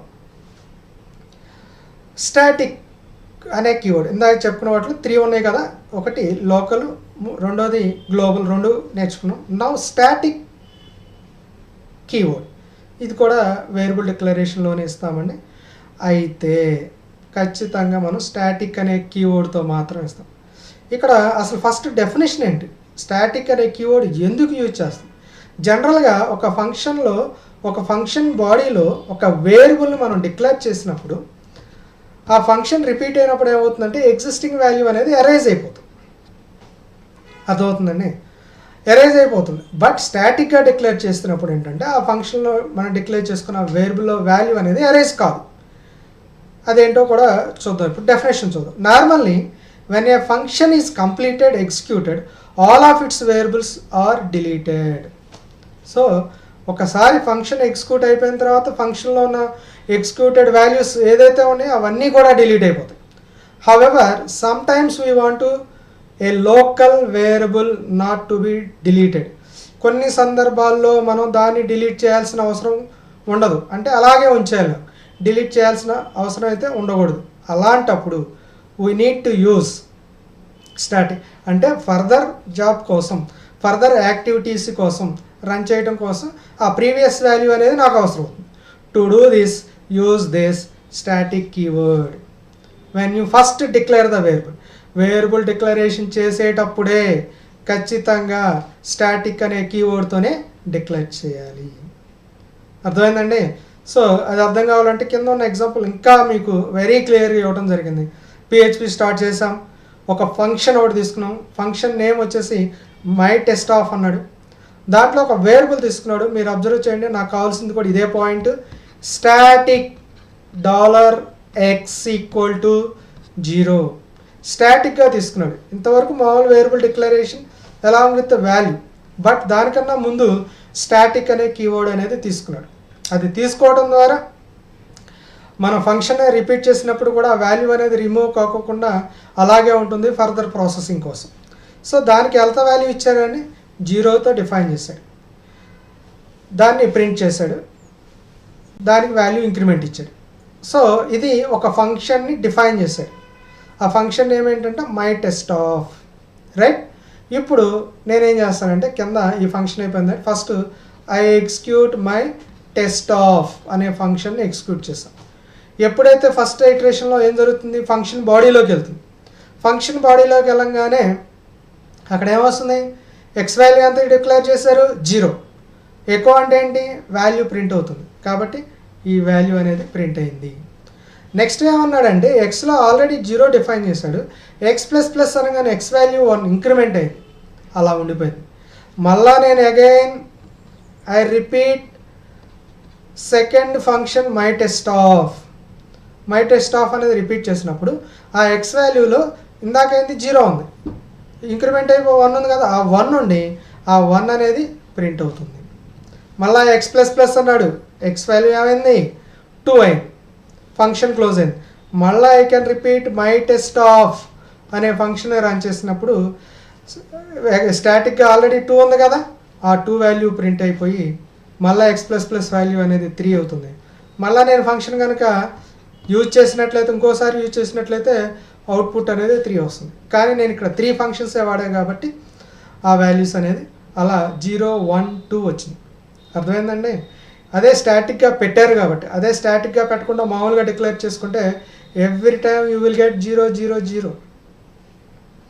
ఎందుకని ఫంక్షన్ ఒకసారి ఎగ్జిక్యూట్ అయిపోయిన తర్వాత ఆ వాల్యూ అనేది అరైజ్ అయిపోతుంది. మళ్ళీ ఫంక్షన్ కాల్ చేసుకున్నప్పుడు స్టాటిక్ లేదు కాబట్టి ఆటోమేటిక్గా 0నే ఉంటుంది అక్కడ. కాబట్టి every time it generates 0. So అలా ఫర్దర్ ప్రాసెస్ కోసం ఉపయోగించుకోవడం కోసం స్టాటిక్ అనే కీవర్డ్తో మనం డిక్లేర్ చేయాలి, లేకపోతే స్టాటిక్ అనేది అవసరం లేదు. చెప్పాం కదా, ఫర్దర్గా ఆ వాల్యూ ఫర్దర్గా యూజ్ చేయాలి అని అనుకున్నట్లయితే ఖచ్చితంగా మనం స్టాటిక్ అనే కీవర్డ్తో మాత్రమే యూజ్ చేయాలి, లేకపోతే ఇలా అవుట్పుట్ రాదు. స్టాటిక్లో యూజ్ చేసా కాబట్టి అవుట్పుట్ విల్ బి జనరేట్ 0, 1, 2. కావాలంటే ఈ ఎగ్జాంపుల్స్ అన్నీ మీరు ఇందాక చెప్పినట్లుగా టెక్స్ట్ ఎడిటర్లో ఎంటర్ చేసుకోండి. ఇదిగోండి, ఈ బ్లాక్ నుంచి ఈ బ్లాక్ వరకు ఇందాక చెప్పా కదా, ఈ PHP దగ్గర నుంచి ఇక్కడ వరకు ఈ బ్లాక్ మొత్తాన్ని సేవ్ చేసుకొని .phpగా సేవ్ చేయండి. బ్రౌజర్లోకి వెళ్ళండి, లోకల్ హోస్ట్ తీసుకోండి, ఎంటర్ చేసేయండి. ఆటోమేటిక్గా మీకు అక్కడ అది రన్ అయిపోతుంది. So this is called as the static keyword అండి. ఇది కూడా మనం ప్రోగ్రామింగ్లోనే యూజ్ చేస్తాం. The next one, data types in PHP. What are the data types in PHP? అసలు డేటా టైప్ అంటే ఏంటి? మనం వేరియబుల్ డిక్లరేషన్ చేసుకునేటప్పుడు మనం డేటాని ఎంటర్ చేస్తాం. అలా ఎంటర్ చేయాలి అని అంటే we need to known about the data types అని. ఏ టైప్ ఆఫ్ డేటాని మీరు ఇస్తున్నారు అనేది మనకి ఇక్కడ చెప్పాల్సి ఉంటుంది. అలా చెప్పాలి అనుకున్నట్లయితే ఖచ్చితంగా we need to learn about the data type అనమాట. సో నా first of all variables can store data of different టైప్స్లో మనం డేటా టైప్స్ని మనం ఇక్కడ చేయొచ్చు. ఏమేమి ఉండేవి కూడా చెప్పాడు. డిఫరెంట్ థింగ్స్ అంటే ఈ డేటా అనేది ఏంటంటే మనం ప్రోగ్రాంలో అవసరానికి అనుగుణంగా different types of data types మనం అవసరం అవుతాయి. అవేంటో తెలిస్తే మనం ఈజీగా వేరియబుల్ డిక్లరేషన్లో యూజ్ చేసుకోవచ్చు. నా first one string. First data type వచ్చేసి స్ట్రింగ్. స్ట్రింగ్ అంటే ఏంటంటే గ్రూప్ ఆఫ్ క్యారెక్టర్స్. మనం కొటేషన్స్లో ఇస్తాం, ABC అని ఇచ్చాం, అదొక స్ట్రింగ్ అవుతుంది. ఏదైనా ఒక వేరియబుల్లో మనం ఇలా ఇస్తే దాన్ని మనం ఇక్కడ స్ట్రింగ్ వేరియబుల్ అంటాం. స్ట్రింగ్ అంటే group of characters. The next one integer. Integer అంటే without decimal number. And integer data type is a non decimal number. Decimal numbers ఉండవు, only integer value 10 rounded values ఏవైతే ఉంటాయో వాటిని ఇంటీజర్ వాల్యూస్ అంటాం. ఇలా ఇస్తే డెసిమల్ నెంబర్ అవుతుంది. ఇది ఇంటీజర్ వాల్యూ కాదండి. ఇంటీజర్ పార్ట్ ఏది 10, ఇది ఇంటీజర్ వాల్యూ అవుతుంది. అలాగే నెక్స్ట్ వన్ ఫ్లోట్ అన్న. With decimals float point numbers are also double అని కూడా అని చెప్పుకోవచ్చు. ఫ్లోట్ ఆర్ డబల్ ఏదైనా అనొచ్చు. దీని యొక్క మీనింగ్ ఏంటంటే it allows large number of range ఎక్కువగా ఉంటుందండి. అలాగే విత్ డెసిమల్ నెంబర్ ఇందాక చెప్పాం, దీన్ని డబల్ అయినా అనొచ్చు, లేకపోతే ఫ్లోట్ వాల్యూ అయినా సరే మనం అంటామండి. దీన్ని మనం ఇక్కడ ఇలాంటి వాటిని మనం ఇక్కడ ఫ్లోట్ వాల్యూస్ అంటాము. ఇంటీజర్ వాల్యూస్నేమో ఇలా రౌండెడ్ వాల్యూస్ అంటాం. అలాగే బూలియన్ ఉన్నాయి. బూలియన్ డేటా టైప్ అంటే ఏంటంటే true or false. True or false అంటాం. అంటే true or false, yes or no condition, either yes or wrong అలాంటి సిచ్యువేషన్స్లో మాత్రమే ఈ బూలియన్ డేటా టైప్ వాడతాం. జనరల్గా condition right or wrong, yes or no అలాంటి సిచ్యువేషన్స్లో మాత్రమే ఈ బూలియన్ డేటా టైప్ని యూజ్ చేస్తాం. Next one array data type. Array అనేది ఏంటంటే ఒకే వేరియబుల్లో సింగిల్ వేరియబుల్లో you can store multiple values. And array stores multiple values in one single variable. I will give you one example. A is the variable name. We have to store multiple values. ఒకటే variable name అండి, we can store multiple values is called as an array. array అంటే ఒకే variable name ఏమి ఇచ్చామండి, ఇక్కడ ఏ ఇచ్చాం, దీంట్లో ఏమి ఇచ్చామండి, we can store multiple values. వీటిని ఎలా రీడ్ చేస్తామండి, with the help of index value or key value ద్వారా మనం వీటిని రీడ్ చేస్తాము. దీన్ని మనం ఇక్కడ అర్రే అంటాం. Clear? The next one object data type. ఇందాకే మనం మాట్లాడుకున్నాం, ఊప్స్ కాన్సెప్ట్ కూడా సపోర్ట్ చేస్తుంది. దీంట్లో యూజ్ చేసే క్లాస్ డేటా ఏదైతే ఉందో, స్టోర్ డేటా ఏదైతే ఉందో, వాటిని అన్నిటినీ కూడా with the help of object ద్వారా మాత్రమే దాంట్లో ఉన్న ఎలిమెంట్స్ మొత్తాన్ని కూడా మనం ఇక్కడ రన్ చేస్తాము. An object is a data type which stores data and information on how to process the data. Data అనేది ఎలా ప్రాసెస్ అవుతుంది, ఎలా రన్ అవుతుంది, క్లాస్లో ఉన్న డేటా ఎలా యాక్సెస్ చేసుకోవాలి అనేది ఈ ఆబ్జెక్ట్ ద్వారానే మనం ఇక్కడ చెప్తాం. ద నెక్స్ట్ వన్ నల్ అనేది డేటా టైప్ అనమాట. A variable of data type null అంటే ఏంటంటే దీనికి ఎటువంటి వాల్యూ లేదు. నల్ అంటే ఎంటీ, నల్ అంటే ఎంటీ. కొన్ని సందర్భాల్లో ఏం చేస్తామంటే డేటా ఎంటర్ చేసేటప్పుడు ఆ టైంలో ఆ డేటా ఉండదు. అలా ఉండనప్పుడు మనం ఏం చేస్తామంటే నల్ అని ఇచ్చామనుకోండి, టెంపరీగా ఎంటీగా ఉంటుంది. ఫ్యూచర్లో అంటే ఏంటంటే డేటా ఎంటర్ చేసేటప్పుడు అది యాక్సెప్ట్ చేయమని, నల్ అలౌ చేయమని అర్థం. అంటే ఆ ఫీల్డ్లో ఆ డేటా ఇవ్వకపోయినా సరిపోతుందని అర్థం. మీకు ఇంకో ఉదాహరణ చెప్తాను.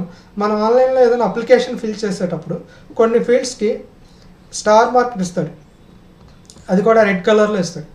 ఏంటి ఆ fields? Compulsory fields, mandatory fields. ఖచ్చితంగా ఆ ఫీల్డ్స్లో డేటా ఎంటర్ చేయాలి.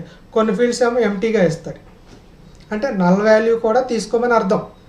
కాబట్టి ఇక్కడ డేటా టైప్ నల్ అంటే మ్యాండేటరీ లేని ఫీల్డ్స్కి మనం నల్ అనే డేటా టైప్ ఇస్తే ఆ ఫీల్డ్లో డేటా అనేది ఆప్షనల్, ఇస్తే తీసుకుంటుంది, ఇవ్వకపోయినా తీసుకుంటుంది. బట్ ఇక్కడ వచ్చేసి కంపల్సరీ తీసుకుంటుంది, ఇక్కడ వచ్చేసి కంపల్సరీగా తీసుకుంటుంది. సో ఆ రకంగా ఉపయోగిస్తామండి. నల్ వేరియబుల్గా అంటాం, లేదంటే నల్ డేటా టైప్ అంటాం. These are the major data types in PHP. ఒకటి స్ట్రింగ్ డేటా టైప్ ఉంటుంది, అలాగే ఇంటీజర్ డేటా టైప్ ఉంటుంది, ఫ్లోట్ ఉంటుంది. స్ట్రింగ్ ఏమో గ్రూప్ ఆఫ్ క్యారెక్టర్స్, ఇంటీజర్ ఏమో నెంబర్స్, ఫ్లోట్ ఏమో with decimals, boolean true or false. Array ఒకే వేరియబుల్లో మల్టిపుల్ వాల్యూస్ స్టోర్ చేయొచ్చు.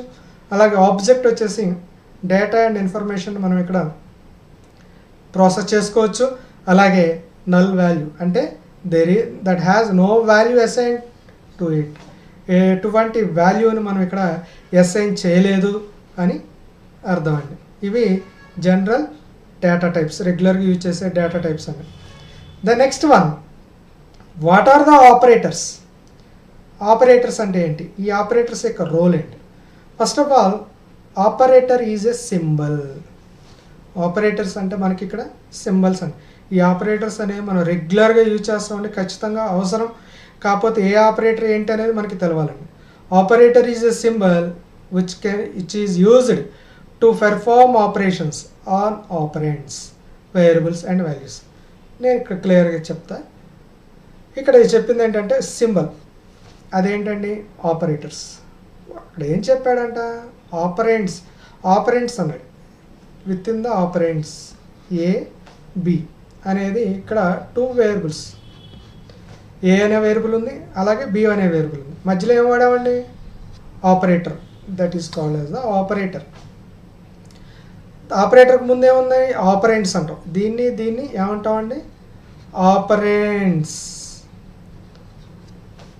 లేదా దీన్నే మనం వేరియబుల్స్ అంటాం, లేదా వాల్యూస్ 10+20 ఇలా ఇస్తే వాల్యూస్, లేదా ఆపరెంట్స్, లేదా వాల్యూ ఆపరెంట్స్ అంటాం, లేదా వేరియబుల్స్ అంటాం.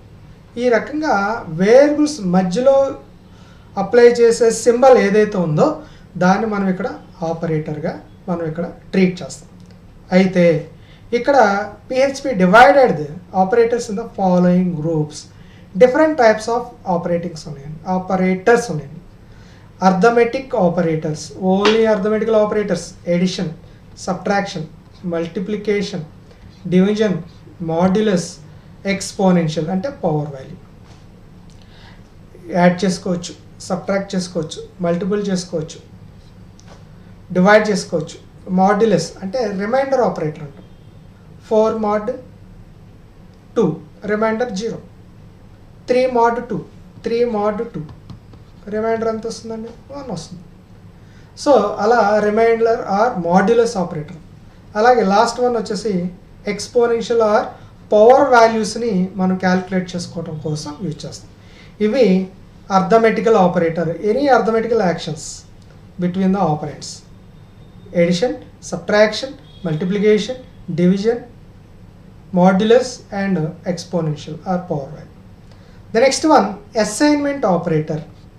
ఈక్వల్ టుని మనం ఇక్కడ అసైన్మెంట్ ఆపరేటర్ మీకు అంతకు ముందే చెప్పాను, ఆల్రెడీ మనం చేసాము. ఏలోకి 10 ఇచ్చాం అంటే ఏలో ఉన్న వాల్యూ 10 అనే వాల్యూ ఏలోకి అసైన్ అవుతుంది. 10 అనేది ఏలోకి అసైన్ చేయమని అర్థం. సో అలా అసైన్ చేయాలి అనుకున్నట్లయితే we have to use equal to అనే ఆపరేటర్ని యూజ్ చేస్తాం. అర్థమైందండి? The next one comparison operator. Comparison చేస్తుంది. కంపారిజన్ ఆపరేటర్కి డబల్ ఈక్వల్ టు ఇచ్చాడండి. అంటే ఏంటి? ఏలో 5 ఉంది, బిలో 5 ఉంది. ఏ ఈక్వల్ టు బి ఒకటేనా? రైటా? రైటే కదా. ఎందుకని? 5 ఈక్వల్ టు 5 రైట్ అయితే రైట్. అలా కాకుండా ఇలా ఉందనుకోండి 5 ఈక్వల్ టు 6, అప్పుడేమైంది? రాంగ్. అలా కంపారిజన్ చేస్తుంది. కండిషనల్ రైటా రాంగా. అలాగే నాట్ ఈక్వల్ టు అది కాదు, not equal to A not equal to B రైటా రాంగా. అలాగే less than A less than B, A less than B, A greater than B, A greater than or equal to B, A less than or equal to B. ఏలో 5, బిలో 10 ఇచ్చారు value. ఇప్పుడు compare చేసుకోండి. A less than B, 5 less than 10 right, 5 greater than 10 ఇది right, ఇది wrong. 5 greater than or equal to 10 wrong. 5 less than or equal to 10 right. ఈ రకంగా మనం ఏం చేస్తామంటే కంపేర్ చేసుకుంటాం. అలా కంపారిజన్ చేసుకోవడం కోసం ఉపయోగించే ఆపరేటర్స్ ఏవైతే ఉన్నాయో వాటిని మనం ఇక్కడ కంపారిజన్ ఆపరేటర్స్ అంటాం. Equal to, not equal to, less than, greater than or equal to, less than or equal to. Next one increment and decrement operator. Increment A is equal to 5, A plus plus అంటే ఏంటంటే ఏలో value 5 ఉంది, 5 plus plus అంటే 5 6 వస్తుంది. అలాగే below 6 ఉంది, below 6 ఉంది అంటే బిలో 6 ఇచ్చాను, బి మైనస్ అంటే ఏమవుతుంది? 5 అవుతుంది. అలా ప్లస్ ప్లస్ అంటేనేమో ఒక వాల్యూ ఇంక్రిమెంట్ అవుతుంది, మైనస్ అంటేనేమో ఒక వాల్యూ డిక్రిమెంట్ అవుతుంది. సో దీన్ని మనం ఇక్కడ ఇంక్రిమెంట్ అండ్ డిక్రిమెంట్ ఆపరేటర్స్ అంటాం. అలాగే లాజికల్ ఆపరేటర్ లాజికల్ ఎండ్ అంటాం. అలాగే లాజికల్ ఆర్ అంటాం. అలాగే logical not and or not ఈ మూడింటిని కలిపి మనం ఏమంటామంట? Logical operators. ఈ మూడింటిని కలిపి మనం ఏమంటామండి? లాజికల్ ఆపరేటర్స్ అంటాం. సో వీటి యొక్క రోల్ ఏంటంటే and operates for example if A greater than B and A greater than C and A greater than D, ఇలా ఒక బ్లాక్ రాసాం. ఇక్కడ 3 కండిషన్స్ రాశానండి. ఇక్కడ 3 కండిషన్స్ రాశాను. ఈ లాజికల్ అండ్ యూజ్ చేసినప్పుడు ఇది రైట్ అవ్వాలి, ఇది రైట్ అవ్వాలి, ఇది రైట్ అవ్వాలి, అప్పుడే total expression true. This is called as end operator. Clear? If you right any number of expressions are conditions, all expression should be satisfied, then only total expression is true, otherwise it returns false.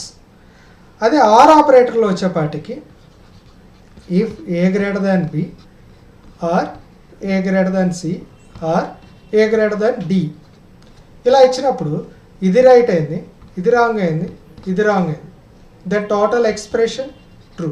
Meaning ఏంటి? Any one expression is true, the total expression is true. That is called as the OR operator. The next one, not, except this one. ఈ రకంగా మనం ఇక్కడ comparison చేసుకొని మనం వెళ్తాం కాబట్టి దీన్ని మనం ఏమంటామంట? Logical operators. Logical operator and or not. మనం ఎండ్ ఆర్ టెక్నికల్గా దీన్ని ఎండ్ అంటాం, కానీ మనం ప్రోగ్రాంలో రాసేటప్పుడు ఈ సింబల్లే వాడాలి. దీన్ని మనం ఆర్ అంటాం, మనం ఇదే రాయాలి. దీన్ని మనం నాట్ అంటాం, మనం ఈ సింబల్నే వేయాలి. వీటిని లాజికల్ ఆపరేటర్స్ అంటాం. Next one, string operators. String operators అంటే మనం ఏదైనా సరే $A డాట్ $B ఇచ్చామనుకోండి, ఏలోనేమో హలో రాశాను, బిలోనేమో హలో వరల్డ్ అని రాశాను. ఇక్కడ ఇలా ఇచ్చేయడం వల్ల ఏమవుతుంది? కన్కాటినేట్ అయ్యి హలో వరల్డ్ అవుతుంది. That is called as concatenation అంటాం. జాయిన్ చేస్తుంది ఏలో ఉన్న స్ట్రింగ్ డాట్ బిలో ఉన్న స్ట్రింగ్. ఏలో ఉన్న స్ట్రింగ్ ఏంటి? హలో. బిలో ఉన్న స్ట్రింగ్ ఏంటి? వర్డ్. ఈ రెండింటిని జాయిన్ అయిపోయి హలో వరల్డ్గా యాడ్ అయిపోతుంది. ఇది ఒక ఆపరేటర్. ఇంకొక operator dot equal to concatenate assign చేస్తుంది. అంటే ఆల్రెడీ ఉన్నదానికి ఇంకో దాన్ని యాడ్ చేస్తుంది.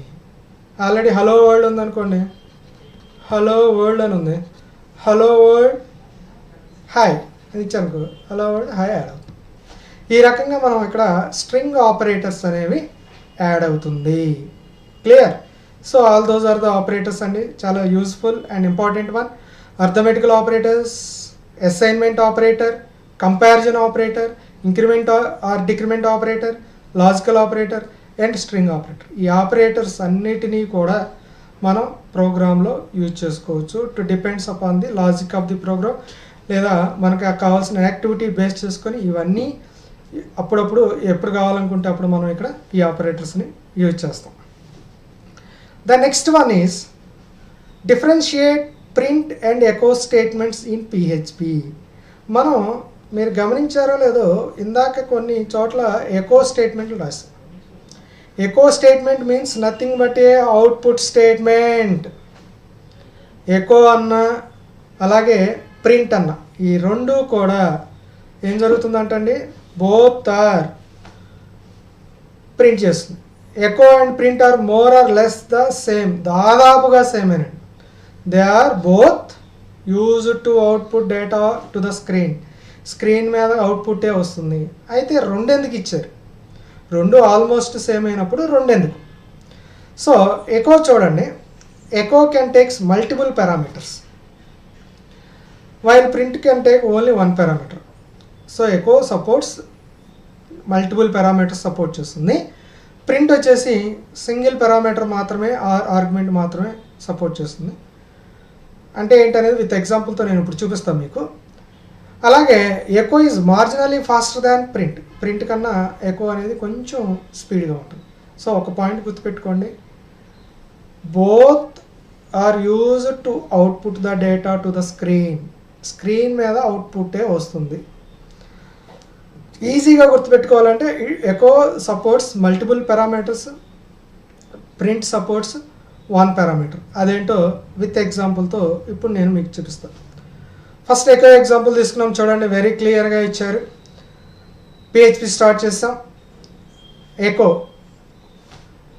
ఇది వన్ పారామీటర్ అండి, వన్ ఆర్గ్యుమెంట్. ఇది వన్ పారామీటర్, ఇది వన్ పారామీటర్, ఇది మల్టిపుల్ పారామీటర్. సింపుల్. ఎలా చెబుతున్నారు సార్ మీరు, వన్ పారామీటర్ మాకైతే అర్థం కావట్లేదు అని మీకు డౌట్ రావచ్చు. సో చూడండి, ఎకో కొటేషన్స్లో పెట్టారు. H2 means heading two tag in HTMLలో వాడతాం. PHP also supports all HTML tags and HTML concepts. So HTMLలో PHP ఈజ్ ఫన్ అని చెప్పి రాసాం. ఈ టోటల్ థింగ్ ఈజ్ కాల్డ్ అంటే ఇక్కడ కామాతో సపరేట్ చేయలేదు అని అంటే that is called one argument. అదొక్కటే సింపుల్ లాజిక్. ఫస్ట్ లైన్లో ఎక్కడా కూడా విత్ ఇన్ ద కొటేషన్స్ తర్వాత కామా ఎక్కడా రాలేదండి. కాబట్టి దాన్ని మనం అక్కడ సింగిల్ పారామీటర్గానే మనం అక్కడ ట్రీట్ చేసుకోవచ్చు.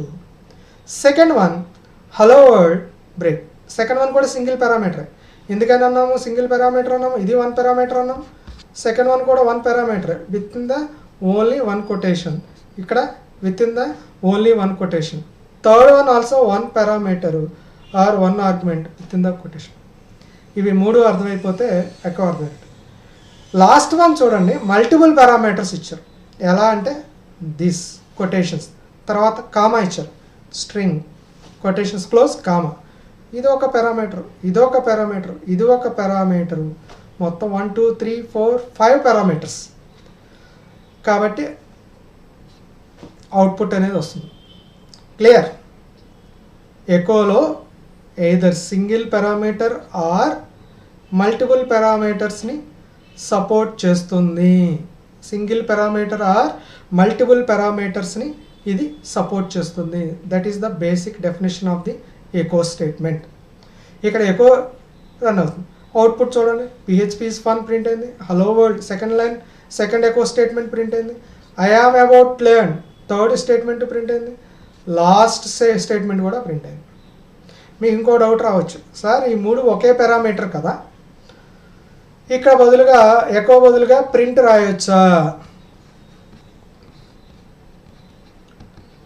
ఖచ్చితంగా రాయొచ్చు. Right, because of one parameter. అదే నెక్స్ట్ ఎగ్జాంపుల్. ఇక్కడ లాస్ట్ దానికి ప్రింట్ రాస్తే ఎర్రర్ వస్తుంది. అంటే మొదటి 3 లైన్లు ప్రింట్ అయిపోయి లాస్ట్లో ఎర్రర్ వస్తుంది అనుకోకూడదండి, టోటల్గా ఎర్రర్ వస్తుంది. ఎందుకని రాసామంటే print does not support multiple parameters or multiple arguments. కాబట్టి మీరు ఆ డిఫరెన్స్ తెలుసుకుంటే సరిపోతుంది. కాబట్టి ఇక్కడ ఖచ్చితంగా ఇది ఎక్కువనే రాయాలి. ఇక్కడ ప్రింట్ సపోర్ట్ చేయదు. సో ప్రింట్ ఎగ్జాంపుల్ కూడా ఇచ్చాము, అది కూడా ఒకసారి చూద్దాం. చాలా సింపుల్ సిమిలర్ ఎగ్జాంపుల్ ఇచ్చాం. The PHP print statement. The print statement can be used with or without parameters. So parameter అయినా అవ్వచ్చు, parameter అంటే it allows only one parameter. మీరు పారామీటర్ ద్వారా అయినా అవ్వచ్చు, పారామీటర్ లేకుండా డైరెక్ట్గా ప్రింట్ $x ఎలా అయినా ఇవ్వచ్చు, లేకపోతే కొటేషన్స్లో ఎలా అయినా ఇవ్వచ్చు. అది అక్కడ చెప్పిన ఫస్ట్ మీనింగ్. దీనికోసం ప్రింట్ ఆర్ ప్రింట్ ఆఫ్ రెండు ఏదైనా ఒకటేనండి. ప్రింట్ అయినా రాయొచ్చు, లేకపోతే both are same. The following example shows how to output text with the print command. So చూడండి, అక్కడ కోడ్ రాశారు. PHPలోనే స్టార్ట్ చేసాము. అన్నీ కూడా single parameter or single argument ఇచ్చాం. ఇందాక చెప్పినట్లుగా ఫోర్త్ స్టేట్మెంట్ రాయలా. ఎందుకని రాయలేదు? ఫోర్త్ స్టేట్మెంట్ కనుక రాస్తే ఖచ్చితంగా ప్రోగ్రామ్ ఎర్రర్ వస్తుంది. కాబట్టి నేను ఫోర్త్ స్టేట్మెంట్ రాయలేదు, ఎందుకంటే డస్ నాట్ సపోర్ట్. ఇందాక ఎకో స్టేట్మెంట్లో ఫోర్త్ స్టేట్మెంట్ రాశా, సేమ్ ప్రోగ్రామ్ రాశా, మీరు అబ్జర్వ్ చేశారో లేదు. కాకపోతే ఈ మూడింటిని ఎకో ప్లేస్లో ప్రింట్ అని రాశా ఆ ప్రోగ్రాంలో. ఇది అసలు రాయలే. చూడండి, నా ఇప్పుడు చెక్ చేసుకోండి. ఈ 3 లైన్లేమో ఎకో ఉంది, ఇక్కడ 3 లైన్లేమో ప్రింట్ ఇచ్చా, సేమ్ టెక్స్ట్ ఇచ్చా. 4 లైన్ రాయలేదు. ఎందుకు రాయలేదు అంటే print does not supports multiple parameters.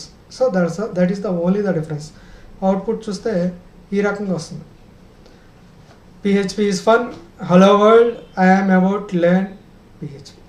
So ఈ అవుట్పుట్స్ అన్నీ కూడా మీరు మీ ఇందాక చెప్పినట్లుగా జాంప్ సర్వర్లో ఇన్స్టాల్ చేసుకోండి, టెక్స్ట్ ఎడిటర్లో టైప్ చేసుకోండి, ఫైల్ సేవ్ చేసుకోండి. మళ్ళీ చెప్తున్నాను, ఖచ్చితంగా .phpతోనే సేవ్ చేయండి.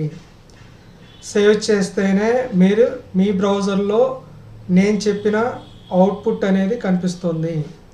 ఒకవేళ అలా చేయకపోతే అవుట్పుట్ రాదు, ఎర్రర్ రాదు. పేజ్ నాట్ ఫౌండ్ అని వస్తుంది. రెగ్యులర్గా వచ్చే మెసేజ్ ఏంటంటే పేజ్ నాట్ ఫౌండ్ అని వస్తుంది. పేజ్ నాట్ ఫౌండ్ అని వచ్చింది అంటే మీనింగ్ ఏంటంటే మీరు అసలు పిహెచ్పి ఫైలే జనరేట్ కాలేదు, టెక్స్ట్ ఫైల్గా జనరేట్ అయ్యింది అనేది మీరు గుర్తుపెట్టుకోవాల్సి ఉంటుంది. కాబట్టి చాలా జాగ్రత్తగా ఫాలో అవ్వండి. ప్రతి ప్రోగ్రామ్కి ఖచ్చితంగా .phpతోనే సేవ్ చేయండి. అలాగే జామ్ కంట్రోల్ ప్యానల్ ఓపెన్ చేసుకోండి. ప్రోగ్రామ్ రన్ చేయడానికి ముందు కంట్రోల్ ప్యానల్లో అపాచీ అలాగే ఎస్క్యూఎల్ ఈ రెండింటిని స్టార్ట్లో పెట్టుకోండి.